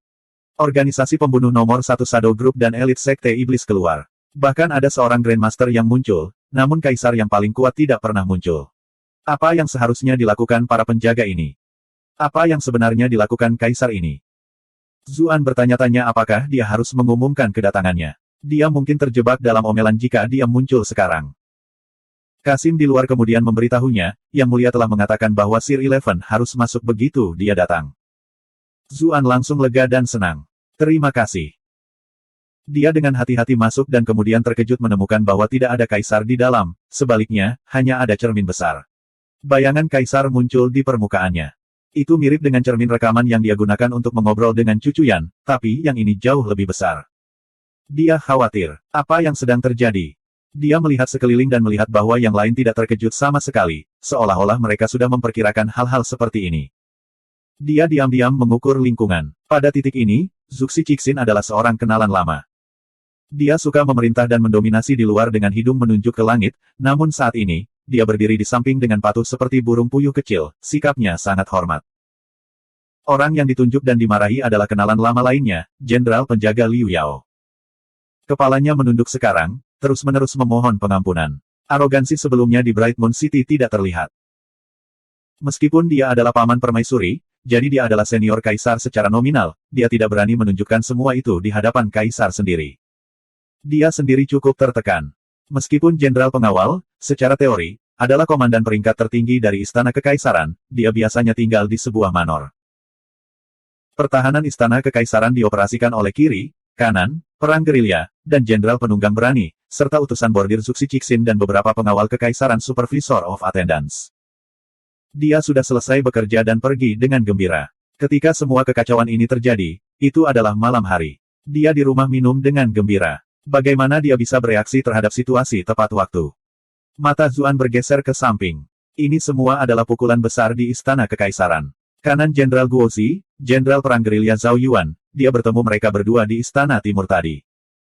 Dia bertemu satu orang besar lainnya belum lama ini juga. Dia mengejar Qiyu Honglei, tetapi dihentikan sejenak oleh bilah apinya sendiri. Ini tepatnya Jenderal Pengawal Kiri Cheng Xiong. Zuan tidak melihat Jenderal Penunggang berani di sini. Dia bertanya-tanya di mana pria ini. Ada tetua kurus lainnya. Kulit perunggunya memberi tubuh rampingnya kekuatan ledakan misterius. Ketika dia berada di akademi, Sang Liu Yu memberinya sebuah buku ilustrasi. Buku ini memperkenalkan pakaian pejabat penting di pengadilan. Seragam ini sedikit mirip dengan Supervisor of Attendance. Apakah ini pengawas petugas yang baru? Murong Qinghe, kakek gadis kecil itu, Murong Tong. Tidak heran gadis kecil itu memiliki kulit kecoklatan. Apakah ini sifat turun-temurun dari klan? Dibandingkan dengan Yesmen lainnya, sosok Murong Tong jauh lebih lurus. Dia bertanggung jawab atas pengawal upacara kaisar. Kultivasi kaisar tidak tertandingi, jadi tugas pengawal seremonial hanya nominal. Selanjutnya, dia dipindahkan ke peran ini melalui niat lain ke pos kosong ini, jadi pembunuhan hari ini bukan salahnya. Itu semua salah si bocah Zuan. Itu sebabnya bahkan aku harus menemani orang-orang ini dan menanggung semua ini. Anda telah berhasil mengendalikan Murong Tong untuk plus 723 poin kemarahan. Zuan melompat ketakutan ketika dia melihat poin rage. Dia berpikir bahwa Murong Tong mengenalinya. Tapi setelah memikirkannya, dia berubah pikiran. Orang tua ini mungkin masih kesal karena dipindahkan. Setelah kaisar memarahi mereka untuk sementara waktu, dia tampaknya sudah sedikit tenang. Dia kemudian berkata, semua pejabat di sini akan diturunkan pangkatnya satu tingkat dan kamu akan kehilangan gajimu selama 3 tahun. Anda semua untuk sementara akan tetap di posisi Anda dan terus menangani masalah Anda seperti biasa sampai Anda menebus kesalahan Anda dengan kontribusi. Petik 2. Terima kasih, Yang Mulia. Mereka semua membungkuk dan mengucapkan terima kasih. Untuk orang-orang di level mereka, hal-hal seperti gaji sudah dapat diabaikan. Jenis hukuman ini sudah membiarkan mereka pergi dengan mudah. Zuan adalah satu-satunya yang kesal. Bruh, saya bahkan belum mendapatkan satu gaji pun, tetapi Anda sudah akan mengambil 3 tahun. Saya tidak memiliki sumber pendapatan lain seperti teman-teman ini. Tidak hanya saya harus mempertaruhkan hidup saya untuk membantu Kaisar menyelesaikan misi bodohnya, saya harus bekerja sebagai budak selama 3 tahun. Bahkan toko keringat pun tidak sekasar ini. Tapi dia baru saja menyaksikan kekuatan Kaisar. Meskipun dia mengutuk di dalam, dia tidak berani melompat keluar dan mengeluh di sini. Kaisar mengangguk puas ketika dia melihat reaksi semua orang. Kemudian, dia berkata, Cheng Xiong, kamu akan bertanggung jawab atas kasus pembunuhan permaisuri, dan kamu juga akan melihat latar belakang para pembunuh itu. Guozi, kamu bertanggung jawab atas pembunuhan putra mahkota Istana Timur. Hilangkan semua pembunuh yang melarikan diri. Petik 2. Liu Yao, Zhao Yuan, kalian semua bertanggung jawab untuk mengunci ibu kota. Anda diizinkan untuk menangkap semua individu yang mencurigakan. Semua yang melawan harus dieksekusi. Dipahami, semua orang menerima pesanan mereka. Zuan senang karena Qiao Suiying berhasil lolos lebih awal hari ini. Kalau tidak, anggota klannya mungkin tidak bisa pergi bahkan setengah hari kemudian. Dia menderita dengan sabar di ibu kota begitu lama dan akhirnya berhasil menyelamatkan klannya. Akan terlalu tragis jika semuanya gagal pada langkah terakhir. Secara komparatif, dia lebih khawatir tentang Qiu Honglei. Hari sudah gelap, dan keamanan di sekitar tembok sangat ketat. Dia tidak punya cara untuk meninggalkan ibu kota. Dia bertanya-tanya apakah dia akan dapat melarikan diri dari Liu Yao dan Zhao Yuan. Yang lain pergi setelah menerima pesanan mereka. Hanya Zuan dan Zuxi Cixin yang tersisa di ruang kerja. Kaisar memandang Zuxi Cixin. Apakah kamu menangkap wanita itu? Zuan terkejut. Dia tahu bahwa Kaisar sedang berbicara tentang Tuan Qiu Honglei. Telinganya menajam. Zuxi Cixin menggelengkan kepalanya. Yang rendah hati ini tidak kompeten. Kami mencari untuk waktu yang lama, tetapi kami tidak dapat menemukan keberadaannya. Kami bahkan tidak tahu apakah dia meninggalkan istana. Penampilan Kaisar malah menjadi ramah. Wanita itu adalah seorang Grandmaster. Meskipun dia terluka parah, dia tidak mudah ditangkap. Namun, permainan kota sudah ditutup, jadi saya yakin dia belum meninggalkan ibu kota. Anda masih bertanggung jawab untuk menemukannya. Petik 2. Dipahami. Zuxi Cixin membungkuk hormat. Kaisar kemudian berkata, kamu sudah familiar dengan semua jenis kecerdasan. Setelah bertarung melawannya, sudahkah kamu menentukan latar belakangnya? Zuxi Cixin berkata, wanita itu menggunakan pedang pendek pada awalnya dan bertarung dengan kultivasi tingkat master, yang saya rasa karena dia tidak ingin mengungkapkan identitasnya. Tapi saat dia menghadapi serangan yang mulia, dia terpaksa menggunakan senjata aslinya. Ini memungkinkan saya untuk mengambil beberapa petunjuk. Petik 2. Senjata yang dia gunakan adalah roda bulan sabit, dan dia adalah pembudidaya elemen ringan. Dia mampu memperlambat waktu. Ini cocok dengan identitas Master Sekte Iblis Yun Jianyu. Jantung Zuan mulai berdebar. Astaga, dia ketahuan. Rencana Qiu Honglei dan yang lainnya untuk menjebak Raja Qi mungkin sudah selesai. Tidak hanya itu, pengadilan mungkin akan menyerang Sekte Iblis dengan kekuatan penuh sekarang. Hal-hal tidak terlihat baik bagi mereka. Tapi nama Master Qiu Honglei dan sikapnya cukup pas. Saat itu, dia tampak seperti bulan di antara awan. 1. Kaisar tetap diam untuk sementara waktu. Kemudian, dia berkata, apakah kamu memberitahu orang lain tentang ini? Zuxi Cixin buru-buru menjawab. Subjek ini mengetahui pentingnya informasi ini. Saya belum membicarakannya dengan orang lain. Kaisar mengangguk. Itu bagus. Kami akan merahasiakan masalah ini. Anda tidak diizinkan untuk mengungkitnya lagi. Meskipun Zuxi Cixin agak bingung, dia tidak bertanya lebih jauh dan hanya setuju. Dipahami. Zuan tercengang. Apa yang sedang terjadi? Mungkinkah Tuan Qiu Honglei adalah nyala api tua kaisar atau semacamnya? Itu sepertinya tidak benar. Jika dia adalah mantan kekasih, maka dia seharusnya segera menyadari siapa dia dari pertukaran itu. Kamu bisa mundur. Zuan, tetap di belakang. Suara acuh tak acuh kaisar terdengar dari cermin. Iya. Zuxi Cixin menatap Zuan dengan kaget sebelum pergi, tetapi dia tidak mengatakan apa-apa lagi. Dia dengan cepat mundur dan menutup pintu di belakangnya. Kaisar memandang Zuan. Ekspresinya menjadi sangat tajam. Saya mendengar bahwa Anda membawa putri mahkota hari ini. Meskipun dia hanya menghadap cermin, tekanan itu menyebabkan pakaian Zuan basah oleh keringat dingin. Melaporkan kepada Yang Mulia. Situasinya kritis, aku melakukan itu untuk menyelamatkan putri mahkota. Dia terganggu sebelum dia bahkan bisa menyelesaikannya. Kaisar memberinya tatapan dingin. Tangan mana yang kamu gunakan untuk menggendongnya? Potong sendiri. Bab 618, Penipu. Zuan. Dia berpikir bahwa Kaisar menahannya karena dia ingin memberinya penghargaan secara pribadi. Dia dengan senang hati menunggu Kaisar untuk memberinya penghargaan karena dia menyelamatkan beberapa orang hari ini, namun dia akhirnya mendengar ini. Kakak, apaan sih? Dia merasa semua bulu halusnya berdiri. Dia secara naluriah ingin lari, tetapi memaksa dirinya untuk tenang. Meskipun Kaisar berbicara melalui cermin, dengan kultivasinya, masih terlalu mudah untuk membunuhnya. Bagaimanapun, satu wasiat darinya dapat memutuskan seluruh adegan di Bright Moon City.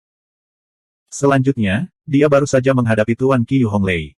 Kaisar jelas tidak ada di istana, namun dia dapat dengan mudah mengalahkannya. Bahkan seorang Grandmaster yang mulia tidak cocok untuknya, jadi kultivasinya sendiri tidak akan melakukan apa-apa. Zuan menarik napas dalam-dalam. Dia menguatkan dirinya dan berkata, hadiah dan hukuman yang mulia tidak adil. Aku tidak menerimanya. Kaisar dengan bangga berkata, apakah Kaisar ini membutuhkan Anda untuk menerima apa yang ingin saya lakukan? Zuan. Apakah Anda pikir Anda meniduri Chen Beixuan atau semacamnya? 1. Namun, dia bereaksi dengan cepat dan berkata, Yang Mulia ingin mencapai keabadian sepanjang zaman melalui makna yang berbeda. Saya percaya Anda tidak ingin sejarah menyatakan bahwa Anda adalah orang yang tidak menghargai dan menghukum dengan benar, bahwa Anda adalah penguasa bodoh yang bertindak atas kemauan sendiri. Anda dapat mengatakan bahwa Anda tidak peduli dengan apa yang saya pikirkan, atau apa yang orang lain pikirkan di sini, tetapi tidak mungkin Anda tidak peduli dengan apa yang akan dipikirkan oleh generasi selanjutnya. Mata Kaisar menyipit. Sudah bertahun-tahun sejak seseorang berbicara kepada saya seperti itu. Zuan segera menjadi sangat hormat. Saya tidak mencoba untuk menyinggung Yang Mulia, tetapi ingin mengatakan bahwa ada pembunuhan besar-besaran di istana hari ini. Pertama, saya menyelamatkan permaisuri di Istana Perdamaian, dan kemudian saya bergegas ke Istana Timur untuk menyelamatkan putra mahkota dan putri. Kontribusi saya, jika bukan yang tertinggi, ada di 3 besar. Adalah satu hal jika Yang Mulia tidak ingin memberikan penghargaan apapun, tetapi Anda bahkan ingin saya memotong anggota badan. Itulah sebabnya saya melontarkan beberapa ucapan mengigau di saat yang mengkhawatirkan. Saya meminta pengampunan Yang Mulia. Petik 2. Kaisar mendengus. Kamu benar-benar orang yang licik. Apapun itu, saya akan memberi Anda kesempatan untuk menebus kejahatan Anda sehingga Anda tidak mati tanpa mengetahui alasannya. Petik 2. Membalas kejahatanku. Zuan bingung. Dia mengutuk dalam hati. Bukankah Anda mengatakan bahwa Anda tidak membutuhkan penerimaan saya ketika Anda melakukan sesuatu sedetik yang lalu? Sekarang Anda khawatir tentang hal ini. Kaisar melanjutkan. Bantu aku mengurus 2 hal. Setelah selesai, aku tidak hanya akan memaafkan kejahatanmu karena bersikap sembrono dengan putri mahkota, aku juga akan memberimu hadiah besar. Jika Anda tidak merawatnya dengan baik, maka saya yakin Anda tahu konsekuensinya. Aku ingin tahu apa itu. Zuan dengan cepat bertanya. Bahkan membawa putri mahkota bersikap sembrono dengannya. Lalu bagaimana dengan apa yang saya lakukan pada permaisuri? Aku benar-benar tidak bisa membiarkan dia tahu tentang itu, atau aku akan disiksa sampai mati. Kaisar tidak tahu apa yang dia pikirkan. Dia berkata, hal pertama adalah menyelidiki bagaimana para pembunuh bisa masuk ke istana melalui lapisan penjaga. Zuan terkejut. Mengapa Yang Mulia tidak menugaskan tugas ini kepada jenderal pengawal kiri dan kanan? Kaisar menatapnya. Mereka akan menyelidiki apa yang mereka perlukan, dan Anda akan menyelidiki apa yang Anda perlukan. Apakah ada masalah? Zuan menggigil. Sama sekali tidak. Kedengarannya seperti Kaisar tidak sepenuhnya mempercayai jenderal kiri dan kanan. Kaisar melanjutkan, kedua, Anda harus menyelidiki siapa yang membocorkan informasi mengenai fakta bahwa saya tidak berada di istana. Para pembunuh itu mampu memahami waktunya dengan sangat baik. Saya menolak untuk percaya bahwa itu semua hanya kebetulan. Zuan memaksakan sebuah senyuman. Yang mulia, Anda tahu bahwa ini baru beberapa hari sejak saya tiba di ibu kota. Saya bahkan tidak mengenal banyak orang, dan status saya sangat rendah. Bagaimana saya bisa menyelidiki jenis masalah ini? Mengapa Anda tidak meminta Komandan Zuxi memimpin beberapa orang lain untuk menyelidiki ini? Mereka jauh lebih terampil dalam hal ini. Jika aku menyuruhmu melakukannya, maka lakukanlah. Ada apa dengan semua sampah ini? Ekspresi Kaisar menjadi mendung. Biasanya, orang-orang itu bahkan tidak berani bernapas terlalu berat di depannya, namun orang ini tidak hanya membalas, dia bahkan tawar-menawar dengannya. Zuan tertawa canggung. Ayo, saya mencoba membantu Yang Mulia menemukan cara tercepat dan paling efektif untuk menyelidiki hal-hal ini. Setelah sedikit ragu, Kaisar berpikir bahwa karena dia akan menugaskan Zuan untuk kasus ini, maka ada beberapa hal yang memang harus dia beritahu.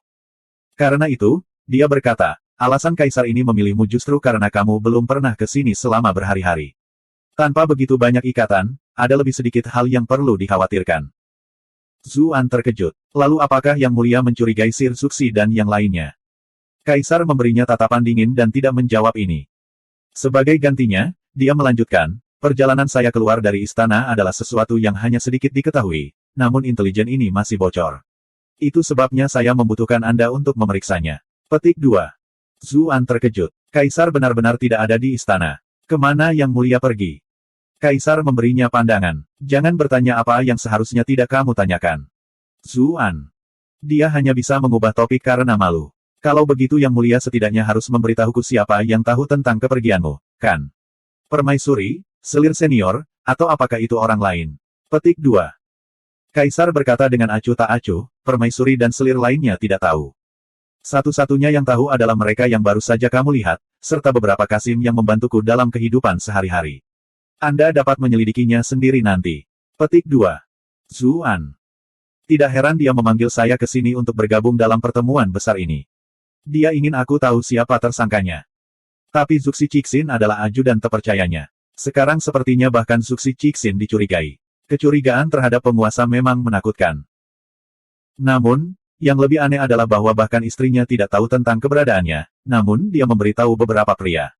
Cek-cek. Selirnya benar-benar menyedihkan.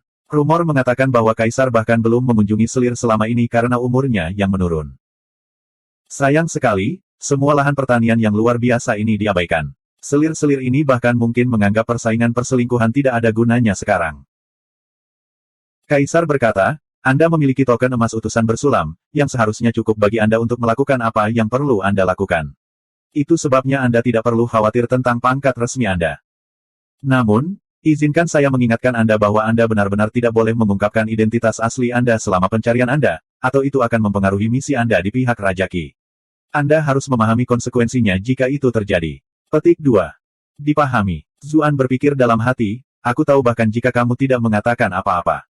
Jauh lebih menarik untuk bermain-main dengan banyak identitas. Sama sekali tidak menyenangkan jika dia meletakkan semua kartunya di atas meja.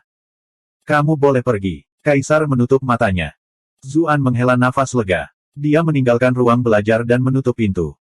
Kasim membawanya keluar sambil tersenyum. Tuan 11 benar-benar memiliki prospek yang tak terbatas. Jarang Yang Mulia pernah bertemu dengan utusan bordir sendirian, selain Zuxi Cixin. Zuan terkejut. Sepertinya dia harus mencari kesempatan untuk membicarakannya dengan Zuxi Cixin untuk mencegah pria itu membencinya. Akan buruk jika orang itu memutuskan untuk melawannya. Bagaimanapun, Zuxi Cixin sudah memiliki setengah kaki ke tingkat Grandmaster. Otoritasnya juga luar biasa. Akan sangat buruk jika seseorang seperti ini akhirnya memusuhi dia.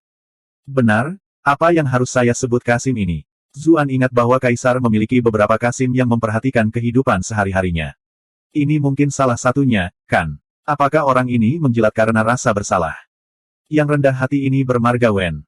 Kata Kasim itu sambil tersenyum. Wajahnya yang cubi terlihat hangat dan ramah. Saya masih pendatang baru. Saya harus meminta Kasim Wen untuk menjaga saya di masa depan. Nada bicara Zuan sopan, tetapi dia memikirkan hal yang berbeda di dalam. Mengapa semua Kasim ini biasanya sangat gemuk? Saya mendengar bahwa peternak babi selalu mengatakan bahwa babi yang dikebiri tumbuh paling gemuk, apakah ini prinsip yang sama? Tuan terlalu sopan. Kasim Wen segera menjadi bahagia. Utusan token emas baru ini adalah orang yang cukup bijaksana dan tidak seperti yang lain yang semuanya gelap dan suram, tampak seolah-olah semua orang berutang uang kepada mereka.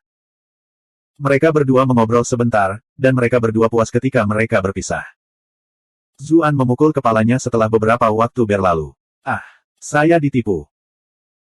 Dia tiba-tiba menyadari bahwa Kaisar tidak pernah bermaksud untuk menyalahkannya dan dengan sengaja membuatnya takut sehingga dia akan fokus pada tugas baru ini. Pada saat yang sama, dia akan merasa sangat bersyukur untuk ini. Brengsek. Bukan saja aku tidak mendapatkan apa-apa karena menyelamatkan istri dan anak-anak sialanmu, kau melakukan ini padaku. Apakah semua Kaisar adalah penipu yang menakutkan? Dia sangat marah, tetapi dia hanya bisa menyimpan pikiran ini di dalam. Dia tidak berani mengatakannya dengan keras. Zuan sedang berjalan melewati taman batu, tenggelam dalam pikirannya sendiri. Tiba-tiba, sebuah tangan terulur dari taman batu dan menariknya masuk. Bab 619, Merangkul Kematian, bagian kedua. Zuan tertegun pada awalnya, tetapi tersentak ketika tangan itu menyentuh bahunya. Satu tangan berada di bahunya, menariknya ke taman, sementara tangan lainnya melingkari lehernya. Jika orang ini ingin dia mati, dia pasti akan mati. Biasanya, seorang kultivator tidak akan bisa melawan jika titik tekanan bahu mereka tertahan. Namun, bagaimana seorang penipu seperti dia bisa dibandingkan dengan seorang kultivator biasa? Dia segera menggunakan sutra pemakan surganya. Kekuatan hisap yang kuat muncul di sekitar bahunya, menetralkan ki di sekitar tangan yang menahannya. Suara wanita berseru kaget. Siapapun itu, dia tidak menyangka kekuatan hisap aneh ini muncul. Dengan hidupnya dalam bahaya, Zuan hampir tidak bisa diganggu oleh jenis kelamin penyerangnya.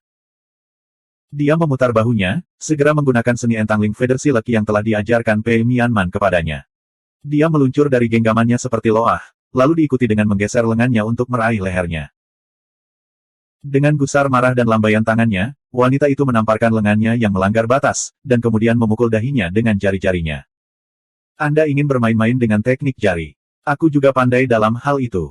Zuan segera menyerang balik dengan jari cemerlangnya. Kemarahan melintas di mata wanita itu ketika dia melihat bahwa jari-jarinya telah dihentikan oleh seorang pria. Dengan jentikan pergelangan tangannya yang fleksibel, dia membalas, mengirimkan kekuatan yang menembak melalui jari-jarinya sendiri. Zuan merasa jari-jarinya mati rasa, dan dia kehilangan pegangannya. Sebelum dia bisa memproses apa yang terjadi, pihak lain sudah menyerang. Mereka berdua bertukar beberapa lusin pukulan dalam batas-batas taman batu, masing-masing serangan mengandung kekuatan yang ganas. Zuan diliputi keterkejutan. Setelah menyerap budidaya Taois nyamuk, ia dianggap sebagai kultivator yang kuat, dan dengan mudah dapat mengirim pembunuh elit dari Shadow Group. Dia tidak tahu ada apa dengan wanita ini. Auranya agak tidak stabil, dan, dilihat dari kekuatannya saat ini, dia paling banyak berada di peringkat ke-6 atau ke-7. Dia bahkan tampak terluka. Kenapa dia tidak bisa menghadapinya? Wanita itu sama terkejutnya. Lagi pula, dia jarang bertemu seseorang yang cocok untuknya, namun sekarang, meskipun lawannya jelas memiliki pengalaman yang jauh lebih sedikit daripada dia masih tidak dapat menaklukkannya. Meskipun dia terluka parah, dia masih mempertahankan penglihatannya, pengalamannya, dan tekniknya yang luas. Dia tidak akan punya masalah melawan siapapun di bawah peringkat ke-8. Bukan hanya itu, tetapi dia telah menangkapnya tidak siap. Dia mengutuk dalam hati.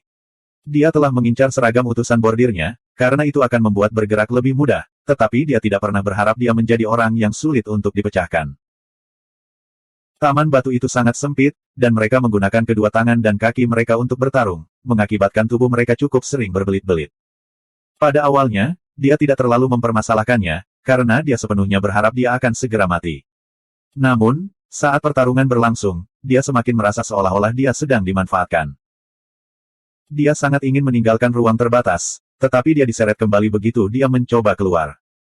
Dia tidak bisa membantu tetapi menggertakkan giginya. Apakah orang ini benar-benar berencana untuk mengambil keuntungan darinya? Namun, seseorang yang memiliki alam kultivasi dan temperamennya tidak begitu mudah terpengaruh, dan dia dengan cepat menjadi tenang.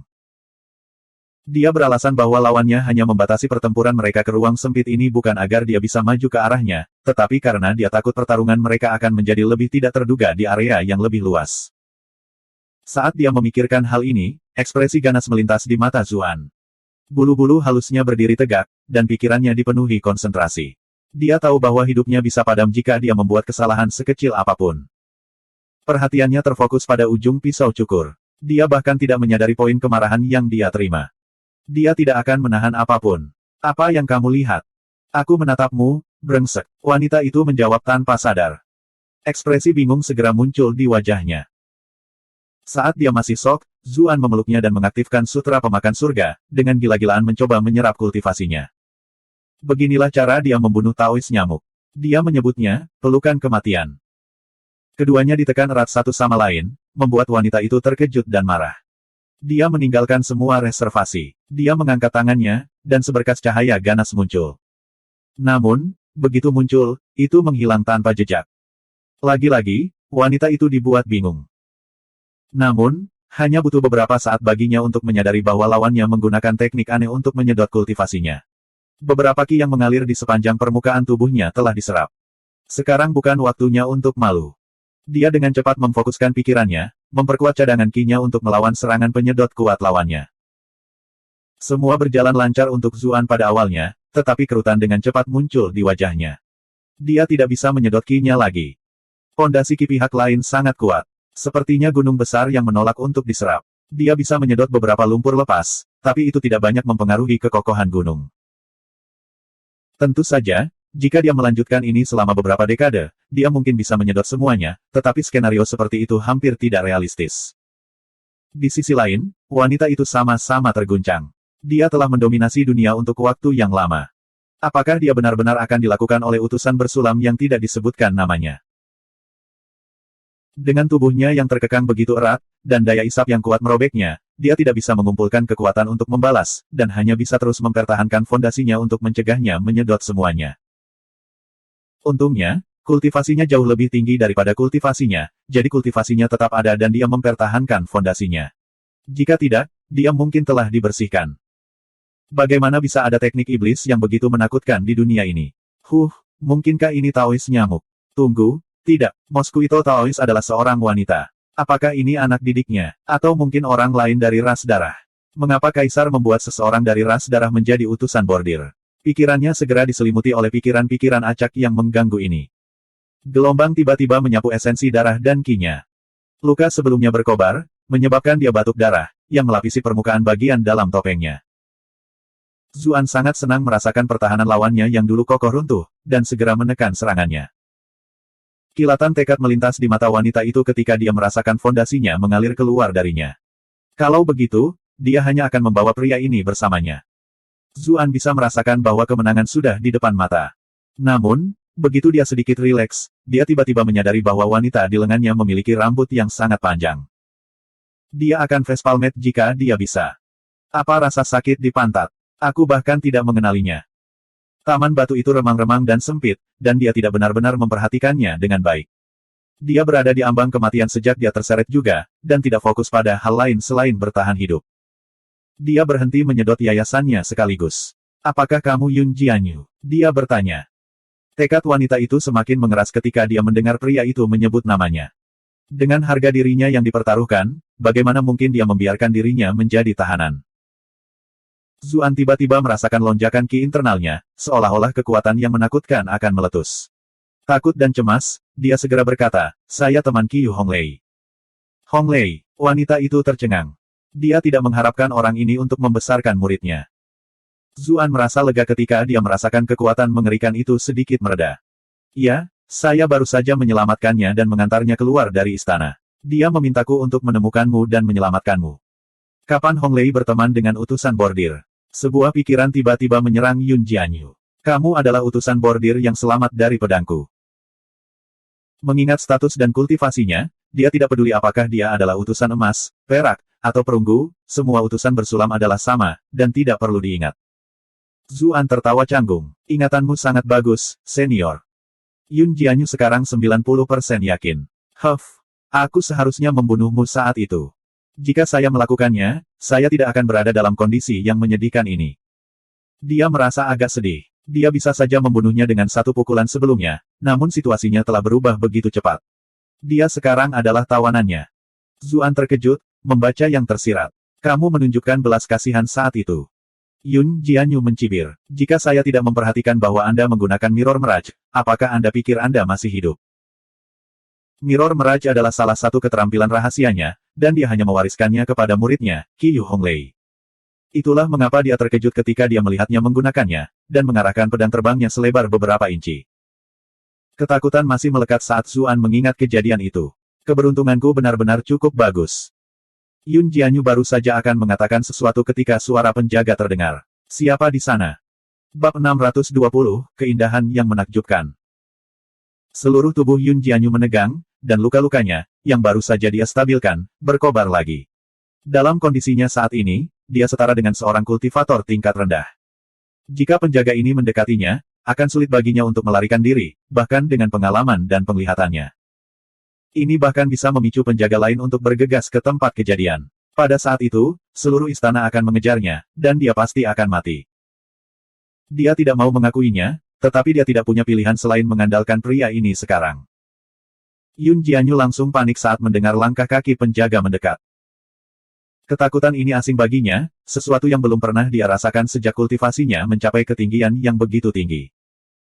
Dua kucing tiba-tiba melompat keluar, mendesis ke arah penjaga. Kucing betina itu sangat ganas. Para penjaga tertawa. Itu hanya kucing betina yang sedang berahi. Dia baru saja bersama pasangannya. Kau membuatnya takut. Awas, dia mungkin mengejarmu di malam hari. Aku akan senang jika itu adalah gadis kucing yang lucu. Mereka berjalan pergi, mengobrol di antara mereka sendiri, dengan jelas menghubungkan suara-suara yang mereka dengar dengan kucing-kucing ini. Mereka melanjutkan patroli mereka di tempat lain. Ekspresi Yun Jianyu pucat, karena dia berada dalam pelukan seorang pria sekarang. Sepertinya para penjaga itu sedang membicarakannya. Apakah Anda menyebabkan kucing bertindak seperti itu? Dia bertanya dengan rasa ingin tahu saat mereka meninggalkan taman. Iya, Zuan melihat lencana batu giok di tangannya. Meskipun perhiasan itu bukan senjata mematikan, itu benar-benar memiliki kegunaannya sendiri. Mengontrol dua kucing untuk mengalihkan perhatian para penjaga adalah hal yang mudah. Kenapa kamu memilih kucing betina dan kucing jantan? Tanya Yun Jianyu, mengerutkan kening. Keduanya kebetulan berada di dekatnya. Para penjaga mungkin tidak percaya bahwa seorang pun bisa membuat suara sebanyak itu. Zuan terkejut. Wanita ini berfokus pada beberapa detail yang sangat aneh. Bukankah seharusnya dia bertanya mengapa saya bisa mengendalikan kucing? Tapi sekarang, sepertinya dia tidak perlu membuat alasan untuk itu. Dia tiba-tiba membeku. Pikirannya sangat tegang sebelumnya, tetapi sekarang setelah bahaya itu berlalu, dia menyadari bahwa ada sesuatu yang lembut menempel di dadanya. Seperti yang diharapkan dari seorang master. Tubuh wanita ini matang namun lembut, seperti buah persik madu yang matang. Dia bisa mencium aroma samar juga. Tidak mungkin dia menggunakan parfum apapun saat melakukan pembunuhan. Ini mungkin aroma alaminya. Itu bukan aroma kosmetik, tetapi aroma alami yang lembut. Ini adalah dunia kultivasi. Begitu seseorang mengkultivasi dirinya sendiri sampai tingkat tertentu, kotoran apapun di dalam tubuhnya akan dimurnikan, dan dia tidak akan pernah menumpuk kotoran atau kotoran. Seorang kultivator dapat tetap bersih sempurna bahkan jika mereka tidak mandi selama sebulan. Tentu saja, kebanyakan pembudidaya tidak dilahirkan dengan kultivasi yang tinggi. Mereka hidup seperti manusia biasa untuk sebagian besar hidup mereka, jadi mandi dan berganti pakaian baru adalah kebiasaan alami. Bahkan setelah kultivasi mereka meningkat, mereka secara naluriah akan mempertahankan kebiasaan ini. Apakah kamu memelukku cukup lama? Yun Jianyu berkata dengan dingin. Zuan tertawa malu dan dengan cepat melepaskannya. Aku tidak mengenalimu sebelumnya. Tolong maafkan saya untuk itu, kakak. Petik 2. Kakak, Yun Jianyu memiliki ekspresi aneh di wajahnya. Honglei memanggilku tuan, dan kamu adalah temannya. Itu membuatku menjadi seniormu juga. Anda harus memanggil saya seperti itu sebagai gantinya. Petik 2. Zuan terkekeh. Honglei memanggilmu tuan, dan aku akan memanggilmu kakak. Tidak ada yang salah dengan itu. Untuk masing-masing milik mereka. Yun Jianyu menatapnya tanpa ekspresi. Dia tidak ingin berdebat dengannya tentang ini, dan berjalan pergi perlahan. Memiliki pria sedekat ini dengannya sedikit tidak nyaman. Sayangnya, dia masih meremehkan lukanya sendiri. Dia telah memberinya beberapa dukungan saat dia memeluknya, tetapi ketika dia mencoba bergerak sendiri, dia merasa pusing saat dia mengambil satu langkah. Kakinya tertekuk, dan dia tidak bisa menahan diri untuk tidak jatuh ke samping. Hati-hati, Zuan menangis, dengan cepat bergerak untuk mendukungnya. Terima kasih. Yun Jianyu secara mengejutkan tidak terganggu oleh ini. Dia tidak malu atau kesal hanya karena dia menyentuhnya saat membantunya. Apakah lukamu begitu serius? Zuan bertanya, prihatin. Yun Jianyu bersandar di batu, kulitnya agak pucat. Mereka baik-baik saja sebelumnya, tetapi kondisiku memburuk ketika aku bertarung denganmu barusan, dan mereka sepertinya kambuh lagi. Dia melepas kerudung yang menutupi wajahnya, karena darah di atasnya sangat tidak nyaman. Mata Zuan langsung melebar. Meskipun dia telah melihat sikap anggunnya dan menganggap bahwa dia cantik, dia tidak menyangka dia begitu cantik. Dia sama sekali tidak terlihat seperti gadis muda yang belum mekar sepenuhnya, tetapi malah memberikan keanggunan seorang wanita dewasa. Saat itulah seorang wanita paling mempesona. Dia berharap bahwa dia akan penuh dengan kekejaman, karena dia adalah master sekte dari sekte iblis, dan bahwa dia bahkan mungkin memiliki jejak keberanian maskulin. Tapi ini tidak terjadi sama sekali. Sebaliknya, keanggunan dan kecantikannya luar biasa, bibirnya merah dan lembab, dan pipinya putih bersih. Dadanya yang besar bergerak saat dia bernapas. Dia adalah pemandangan yang benar-benar indah untuk dilihat, pemandangan yang akan menarik hati semua pria. Dia bisa merasakan betapa ramping pinggangnya, bahkan melalui pakaian hitamnya. Bagian bawahnya dipahat dengan sangat baik dan menawarkan godaan terbesar. Dia benar-benar kecantikan yang luar biasa. Pikiran ini memenuhi pikiran Zuan. Dia terlalu mempesona, sama glamornya seperti bunga peoni yang sedang mekar. Namun matanya, tampak jauh, tampaknya terpisah dari dunia fana. Mereka memiliki kedalaman yang dalam bagi mereka, seolah-olah mereka adalah dua bulan terang yang ditempatkan di atas bintang-bintang di atas. Meskipun mereka cantik, dia tampak melihat ke bawah dari atas dunia, memberinya pandangan yang jauh dan misterius. Kedua sisi dirinya ini tampak kontradiktif, namun keduanya menyatu dengan sempurna. Tanpa matanya yang dingin dan jauh, dia mungkin tampak seperti kecantikan luar biasa yang akan menikmati malam di tempat tidur, yang tampaknya sedikit menodai gayanya. Namun, tanpa sisi dewasa dan sensual padanya, dia akan tampak terlalu jauh, terlalu tanpa emosi. Jika kamu bukan teman Hong Lei, aku pasti sudah mencungkil bola matamu. Yun Jianyu sepertinya berbicara tentang sesuatu yang sama sekali tidak penting, tetapi dia mengeluarkan aura yang menakutkan. Lagi pula, kamu tidak bisa mengalahkanku sekarang, gerutu Zuan pelan. Apa katamu? Alis Yun Jianyu terangkat, dan ada kilatan berbahaya di matanya. Zuan segera mengubah nada suaranya. Aku hanya menangis dalam ketidakadilan untuk orang-orang yang matanya dicungkil. Hanya karena mereka menatap Anda bukan berarti mereka menyimpan pikiran jahat. Kamu terlalu cantik. Bahkan seseorang seperti saya, yang telah melihat bagiannya yang adil dari wanita cantik, tidak dapat mengalihkan pandangan saya, apalagi pria lain tanpa keberuntungan seperti itu. Mereka mengagumi dan memuji sebuah karya seni yang hanya akan dilihat sekali seumur hidup, namun mata mereka dicungkil. Bukankah itu takdir yang terlalu menyedihkan? Apakah Anda mencoba memberitahu saya bagaimana saya harus bertindak? Wajah Yun Jianyu tetap tanpa ekspresi. Zuan kehilangan kata-kata. Dia menemukan menjaga dengan dia sedikit sulit. Tidak bisakah kamu mengatakan bahwa aku memuji kecantikanmu secara tidak langsung? Karena kamu mengatakan bahwa mereka mengagumi sebuah karya seni yang hanya akan mereka lihat sekali seumur hidup, maka itu pasti sepadan.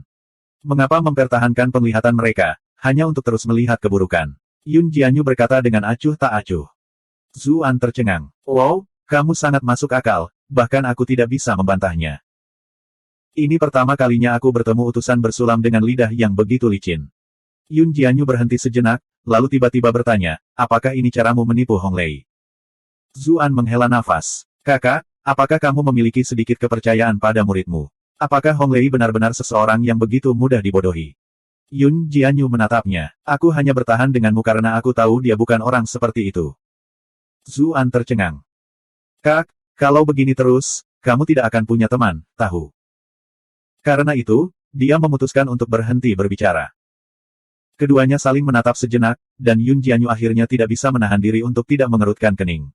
Apakah kamu berencana untuk hanya berdiri di sekitarku seperti ini? Jika saya benar, lebih banyak penjaga sedang dalam perjalanan.